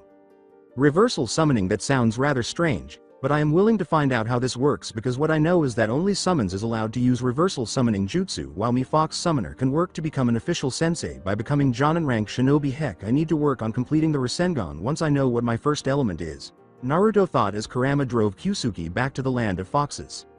Naruto then returned to Namikaze Mansion with Tamari, aware that it was time for the couple to share a good night's sleep. The following day, Naruto went to a restaurant where his friends were, but when he got there, they were having a party. Naruto thought, Dad, if you hear me, I am getting married to Tamari Sabuko, daughter of your friend Garkuro Sabuko. Naruto went back to listen to his friends as Shikamaru said, Naruto, this gift is from me and my clan. Naruto opened the gift, but as he did, he grinned and remarked, Awesome, a game of shogi. This is from me and my clan, Hiyashi said as Naruto opened his second present. Nice, it's a book on how to create my own taijutsu style, Naruto said as he opened his second present. This one is from me and my clan, Shozo said as Naruto opened his third present. I have always wanted this. It is a recipe book how to create my own tasty food, Naruto cheered as he opened his third present. Inoichi said, this one is from me and my clan, as Naruto began to open his fourth present. Naruto then said, thank you for this present. I always wanted orange ornament.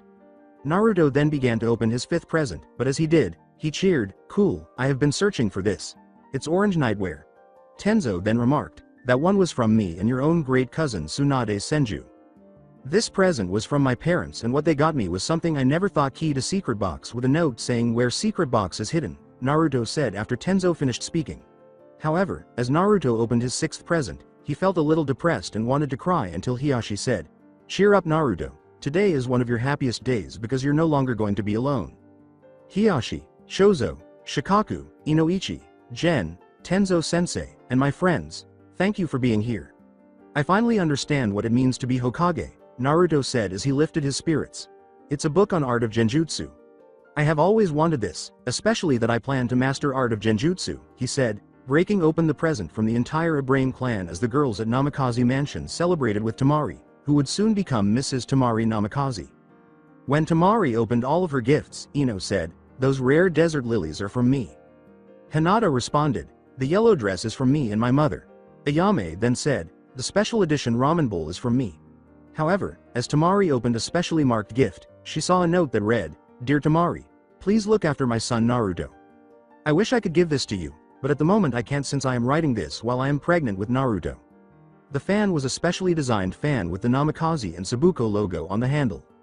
After reading the note, Tamari thought, Lady Kushina, I will not let you down because your son helped my little brother and mum if you can hear this. I am going to be the wife of Kushina's own son Naruto Namikaze, but I will remember to wait for the right time to get pregnant with Naruto's baby. Heck, the baby will surpass us someday in the future like Naruto has been working on to surpass his parents, in particular to beat his dad to complete the Rasengan with whatever element he is. Tamari then turned to face her friends, knowing that if Sakura attempted to interfere, she would be struck and would face Tamari Sabuko's wrath. As Tamari continued to celebrate, Naruto left his party area and went to the location of his parents' grave. Naruto sat down and said, I don't know what to do. I am going to marry the daughter of the fourth Kazekage and I have no idea how the courting system works. Kyuubi then said, Hey Naruto, cheer up, it ain't the end of the world. In fact, it is like a new beginning anyways. I have not given you my gift yet, heck I'll do it right away. Kyuubi began working to unlock a new ability in Naruto's Uzugen, saying, like Sharingan ability Sasanu, you will have your own version, except your version of Sasanu is blue while Uchiha's Sasanu is red. There you go, Naruto, your gift is prepared by me and when it comes time for you to use it, I know you're going to like it and heck, Uzugen's version of Sasanu is superior than Sharingan's Sasanu, Kyuubi said after unlocking Uzugen's own Sasanu ability. Naruto then thought, thanks, Kyuubi, I will give it a go when I am face to face with Uchiha. Even if the Uchiha is that bastard Madara Uchiha or worthy Uchiha opponent Itachi Uchiha. As the festivities came to an end, Naruto went home with his parents and Temari's gifts, while Tamari went to Ino's house. Knowing that tomorrow is the big day for their marriage, Naruto went to his room for a good night's sleep. He is aware that Tamari is a little anxious, just like Naruto, but they both understand that there will only be happiness on that big day, not anxiety. While sleeping soundly, Naruto entered a dream in which he was Fox Sannin and began training an apprentice named Konohamaru. This was different from Jiraiya's training of Naruto when he was a genin. Naruto was training Konohamaru in the manner of his grandfather Horizon Sarutobi. When Naruto awoke from his dream, it was the day of his wedding to Tamari, so he ate breakfast before beginning to prepare for his wedding. As he prepared for the wedding, Naruto felt anxious and unsure of what to do. Kyuubi responded, that is easy. All you have to do is be brave, heck. You will need that bravery when we go face to face due time. Naruto then thought, thanks, Kyuubi, I will stay brave and calm because this is the day that I am going to make Tamari, my soon-to-be wife, happy. Finally, Naruto changed out of his nightgown into his father's old wedding attire, but before leaving for the wedding venue, he picked up his parents' old wedding rings, knowing that he would need them for such a special occasion. This makes me kind of nervous. I don't know if he is going today. I do or I do not, Tamari said as Naruto finally arrived at the wedding location. Baki and her two brothers were helping Tamari get ready. Gaara responded, I know Naruto is not guy to refuse chance make you happy, heck I plan to find someone make me happy. Kunkuro then said, "Listen Tamari, all you need to say is I do, because if this wedding is a success he will no longer be the only Namikaze clan member, as you will become a member of his clan." Baki responded by saying, "Remember Tamari, we will be there for you, because like Naruto we are children of 4th Kage, except Naruto is only child of 4th Kage." And Tamari responded, "Thank you for that, I really needed it, and I think I am ready to make Naruto happy, and especially that Naruto has gave me an idea for you to be happy." So Tamari responded, "Gaara, why don't you spend some time with Hinata Hyuga? I am sure that she might be the one for you." Heck, Naruto was one who told me Hinata never mistreats a Jinchuriki, even one like Naruto. Gaara grinned and said, "I really owe Naruto for that, and Baki-sensei, when the Jonin exams are on, I wish to be in it with Kunkuro plus a friend, because that is task I require to be next step closer to being Kazekage, while Naruto follows the same path to become Hokage." Baki then said, "Alright Gaara, I accept your decision as your top of list to become next Kazekage." Baki then led the Sabuko trio to the wedding venue, where Naruto was waiting, but as soon as they got there, Baki walked Tamari to where Naruto was standing without showing any signs of nervousness. Tsunade said, "We are gathered together to form a bond with son of 4th Hokage Naruto Namikaze and only daughter of 4th Kazekage Tamari Sabuko on this special day, but if anyone does not wish them to be together I suggest you get lost." The Haruno clan then left the wedding location, feeling defeated by Tsunade's Senju. Tsunade then asked, "Alright Naruto, do you take Tamari Sabuko to be your loyal wedded wife to love and to protect?" To which Naruto calmly replied, "I do, great cousin Tsunade Senju." As Tsunade said, "I announce new Mr. and Mrs. Namikaze," Naruto asked, "Tamari, do you take Naruto Namikaze to be your loyal wedded husband to love and to protect?" Tamari said, "I do." Tsunade then said, "Now you great cousin Naruto may kiss the bride." As everyone applauded, Naruto planted a kiss on Tamari's lips as Tsunade threw special paper shreds over the newlywed couple. However, as Naruto picked Tamari up, he said, "Let's go because it is honeymoon time. Heck, we are going to a place that you'll enjoy." After speaking, Naruto carried Tamari all the way to the Hidden Mist village. Once there, he carried Tamari to their hotel room, knowing that they might be ready to have a child together, especially since Naruto had a certain person in mind who would be the ideal sensei for his heirs. Once they were in their hotel room, the couple began to strip in front of one another, even though Tamari knew she was ready to become pregnant with Naruto's child.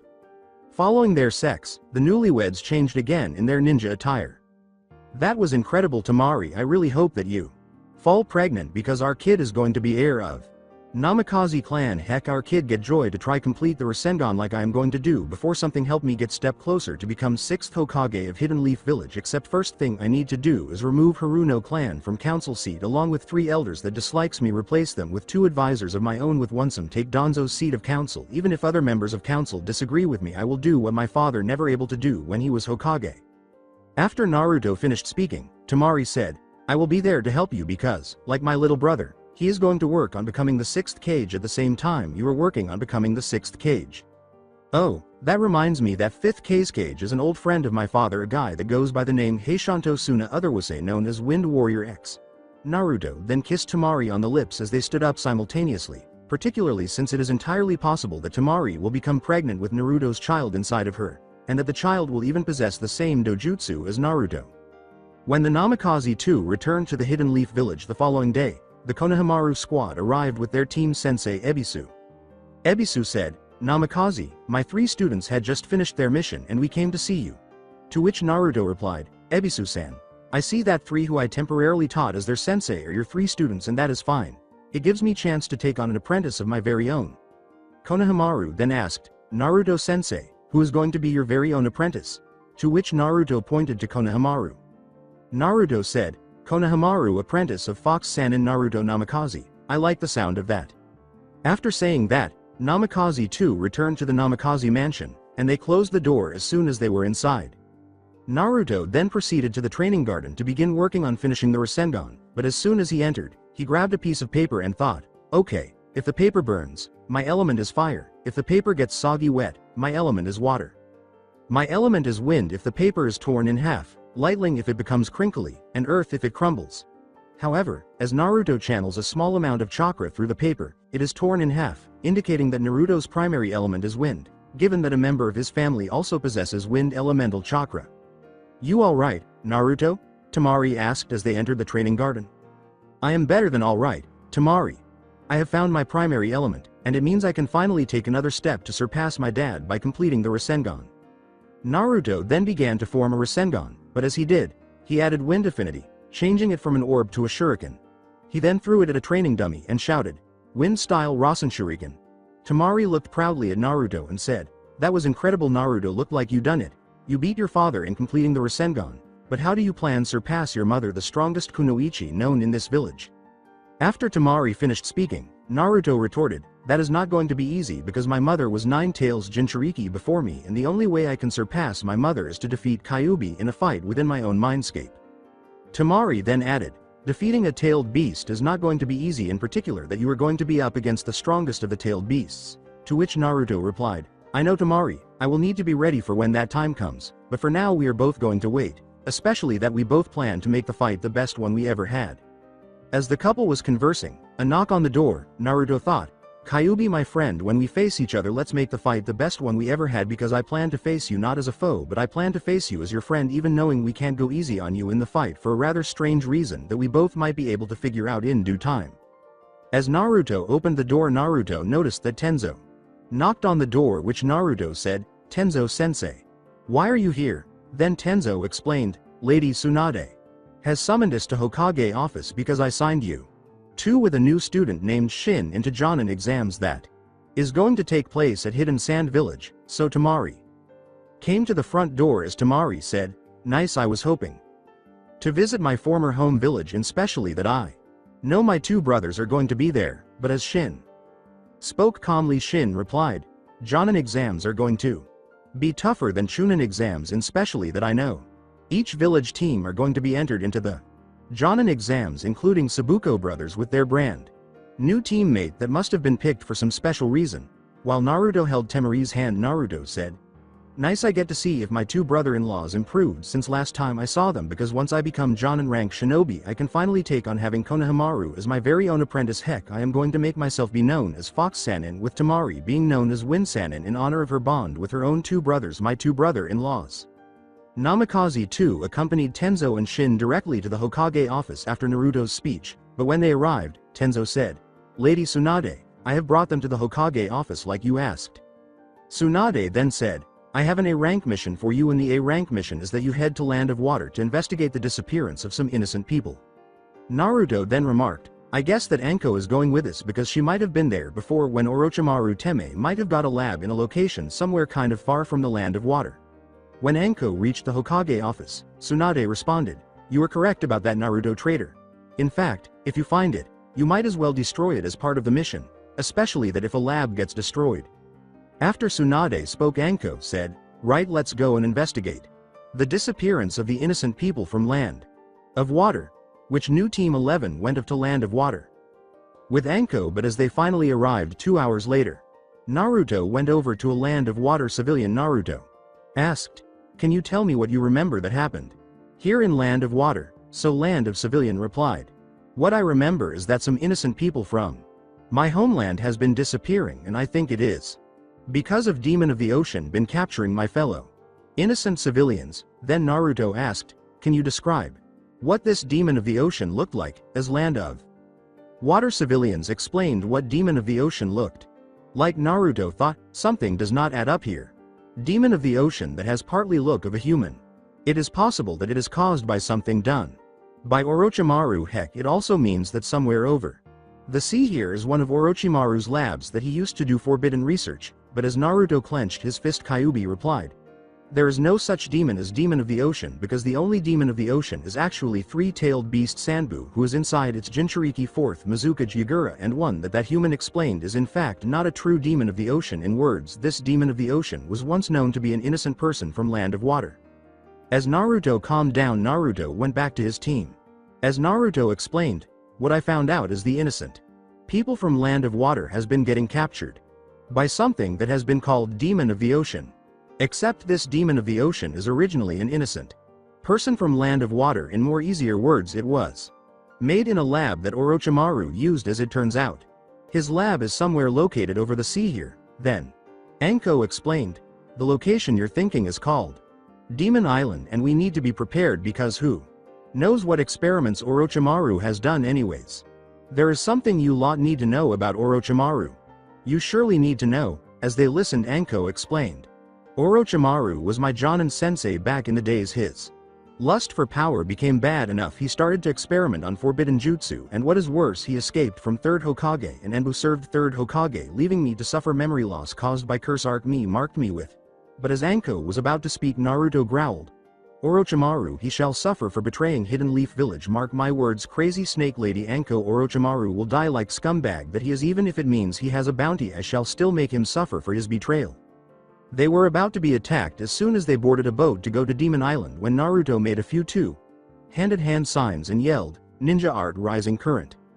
The innocent villager responded, "My name is Isaribi and you seem to be partly correct because Amarchi refused to change me back to normal. Heck, he made me into this hydra-like demon of the ocean." However, as Naruto leapt onto the water, Naruto said, "I will change you back myself if you can trust me, because like my brother in Gara, I am what people call Jinchuriki, and if you can trust me I will do what I can to at least change you back to level fits you well, meaning I am going to turn your condition to a battle form that you can access whenever you desire to protect those who are precious to you." Isaribi dropped her guard after Naruto said, "I trust you, kind ninja-san." Naruto then took out a special pen from his weapon pouch and drew special symbols all over her body, creating some two-handed hand signs. However, as Anko, Tenzo, Tamari, and Shin looked shocked, Naruto yelled, "Ninja art alteration seal," which allowed Naruto to successfully change Isaribi back to normal by adding a seal to the center of her chest. As Anko was about to say, Naruto explained, "Isaribi, the seal on center of your body is a seal called Aqua Seal, and it can be activated with a simple fragment of your chakra, but when that seal is activated you will change into that hydrid form Amarchi done to you with that same seal I added, allowing you to change back to normal mode whenever you feel safe from whatever danger you faced." Isaribi smiled and returned to Konoha with Leaf 5. On the following day, New Team 11 left with Tsunade for the Hidden Sand Village, where the Jonin exams were to be held. When they arrived, Naruto saw his brother in Gara and said, "Gara, I had a feeling you were going to be here, and don't go easy on me just because I am your brother-in-law, because I am not going easy on you." Gara responded, "I would not have it any other way, Naruto. We still have to follow the path to become 6th Kage." Naruto then went to his team, knowing that the Jonin exams would not be as simple as the Chunin exams. Everyone except the team senseis went to the first part of the Jonin exams, which are held at their old academy, after Naruto had gone to his team. Then a Hidden Sand Village ninja showed up and said, "Right, you lot, I'm Chio. The rules of this part of the exam are that if you have to decode the message you each have, but if you get caught cheating you along with two teammates fail, except if you don't get caught you just lucky that you got away with it." Naruto then said, "Tamari, my love, let's try channel chakra through the paper to see what message we can decode together." Shin remarked, "It was challenging, Naruto-san and Tamari-san, but I am sure we can handle next phrase, whatever the next phrase is." However, as everyone else successfully decoded the message, Chio took each piece of paper while another exam prompter appeared. The couple had channeled a small amount of chakra through the paper until the message was decoded. Naruto said, "Message on this says congrats, you passed first phrase of Jonin exams." The second exam prompter appeared and said, "Right you lot, I am your second exam prompter Maiko, and you lot better get over to the desert area before time runs out, because if time runs out you lot fail, as only those makes it to the desert area on time get chance to take second phase of the Jonin exams." Then Tamari responded, "Maiko, that is kinda unfair, but yet Jonin exams is little more tougher than Chunin exams." And Maiko responded, "It is harder than Chunin exams, and congrats you two for happiness you shared together." When Team 11 arrived, Shin said, "This is shock. I see Team 7 have made it on time, and that is good. I have been wanting to see how my little brother Sai has improved on his skills." Naruto responded, "This is interesting if they have made it. It looks like Hidden Sand Team has also made it on time." Tamari then said, "My two brothers are not going to be taking it easy, because way they look they must have improved on their skills, except I also improved on my skills." In response, everyone left for the desert area when Maiko finished speaking. "Hidden Sand Village has been doing okay, Naruto, and before I forget I'd like you to meet my new teammate Matsuri," said Naruto as he approached Gara. "Hey Gara, how has Hidden Sand Village been?" Matsuri responded, "Hello Naruto. I am honored to meet Gara's brother. Law, and how is Tamari?" When Tamari approached Naruto, Tamari said, "I have been okay Matsuri. I hope that you keep my brothers out of trouble, because they seem to have rubbed on my husband's prankster pride." After Tamari finished speaking, Kankuro said, "Hey, we are not that troublesome sis. We have been busy sparring with each other, and I have been training with a very special puppet called Red Hot Hanabello." Naruto responded, "Thank you, Kankuro, for making a puppet to honor my mother." I also wanted to let you know that you don't need the make-up you're wearing. Kumkoro responded, it isn't make-up because what I am wearing is just war paint. As Temari held Naruto's hand, they walked back to Shin, who was reading a book about how feelings worked, knowing that Sai was also reading the same book. When the second prompter for the exam arrived, Maiko said, right, for this phase each team will get a bell. And each team ends up with 3 bells past the second phase of the Jonin exams, while the teams that has not got 3 bells fail second phase of the Jonin exams. Then Shin responded, according to this book I should be feeling rather excited because challenging event like this is truly rare to experience. So the Namikaze couple responded, you can understand feelings from reading because feelings can only be understood through life. Heck, our feelings to each other is natural since we gave our vow to protect each other back when we was getting married, and especially that we promised our family that. Okay, Temari, you use your fan to make a sandstorm while you Shin use your skills to keep our opponents busy, and I shall retrieve a bell from whatever team we end up facing, except if hidden sand team arrived we use our skills to make ourselves hidden by blending in with the desert tree behind us, Naruto said as Team 11 reached their spot after the Namikaze couple had finished speaking. Afterward, Maiko gave each team a bell, and the teams all made their separate entrances into the desert. I agree with this new plan, and I say whatever feels rotten we shall investigate it without whatever feels rotten knowing our rescue plan, Shin said in response to Temari's statement that is where my former team with Team 8 are located, and whatever feels rotten we need to investigate. Something feels rotten here and it is coming from point over there, Naruto said as Team 11 got ready to activate Naruto's plan. When Team 11 arrived, Naruto saw 3 unfamiliar shinobi and said, you 3 are outnumbered and your vile deed ends here. However, Gaara noticed that Naruto's aura had changed, so she intervened to protect Hinata by asking, Hinata, once the Jonin exams are over, would you like to have dinner with me? This was after Team 11 had discovered something rotten. Gaara stepped in beside Naruto as he said, you're not the only one who has someone, Naruto, because I asked Hinata out on a date, but right now let's show these 3 what happens when they attack innocent shinobi of Allies village. Naruto responded, I agree, and Gaara, I have your back, as Hinata blushed a little and said, I'd love to have dinner with you, Gaara, it is a date. When 3 Otogakure shinobi attempted to attack 2 Jinchuriki, Naruto combined a 2-handed hand sign with Gaara's 2-handed hand sign. They then yelled, Wind-style Great Sand Twister Jutsu. 2 Jinchuriki then attacked 3 Otogakure shinobi, and one of the 3 Otogakure shinobi said, you think that weak attack can beat me? I am Jugo the Curse Mark Beast. As Jugo transformed into his curse mark demon form, Naruto laughed, saying, you think that form can harm us? You got to be joking. We shall show you power of true beast, meaning power of tailed beast. Gaara transformed into his mini Shukaku form after Naruto said, Kyuubi, that Otogakure shinobi Jugo thinks his demon form is superior, and if you want us to survive I need enough chakra to go 4 tails. Kyuubi then said, I really dislike power of curse mark almost as much as I dislike Madara Uchiha, but never mind that I gladly help you this time, except in return you better summon me when we have revenge on Madara Uchiha. As a result, Kyuubi pumped enough chakra into Naruto that he transformed into his 4-tailed demon fox form, especially since Kyuubi was happy to let Naruto borrow enough chakra to eliminate curse mark. This is beast, not that weakling power of curse mark, Naruto roared as he transformed into his 4-tailed form. He then began to prepare his 4-tailed menacing ball jutsu while Gaara began to prepare his sand shuriken. However, as Jugo attempted to attack the chakra powered duo of tailed beasts, Naruto yelled, 4-tailed menacing ball, and Gaara yelled, sand shuriken. As a result, Jugo and 2 other Otogakure shinobi were vanquished, leaving 2 bells for the taking. Naruto picked 1 bell after the 3 Otogakure shinobi were defeated, and Gaara picked the other one. They knew that Team 8 had 2 bells as well, so 3 teams went out to collect the last bell from 3 different teams. However, when they received their final bell, 3 teams as well as 3 other teams collected their 3rd bell, so 6 teams gathered at the waiting area back in Hidden Sand Village and handed their bells to demonstrate that they had all passed the 2nd phase of the Jonin exams, knowing that Otogakure had failed whatever mission Orochimaru had signed him for. As the 6 teams awaited Maiko's words, congratulations, you teams have passed the 2nd phase of the Jonin exams. I have noticed that 3 teams from Leaf Village, 1 from Sand, 1 from Hidden Rock Village, and 1 from Hidden Cloud Village. Each team, accompanied by their sensei, went to their hotel room, with the exception of the Hidden Sand Village team, which went home. However, as Team 11 entered their hotel room, Naruto remarked, Tenzo-sensei Orochimaru is up to something, and whatever he is planning, I really don't like it already. Especially that the only positive thing that happened was that my brother.in.law Gara finally got himself a girlfriend, a fellow leaf ninja named Hinata Hyuga. Following his words, Tenzo responded, "Alright Naruto. Thanks for the info, and it looks like this exam has just become B-rank protection mission, and person that is need for protection is none other than Hinata Hyuga." Sotomari responded, "Nobody targets my little brother's girlfriend and gets away with it, and especially that Hyuga clan are allies of Namikaze clan." But shortly thereafter Naruto responded, "Alright, time that Otogakure suffers punishment for their evil deed by not being able to capture Hinata Hyuga even when they have been defeated on second phase of Jonin exams."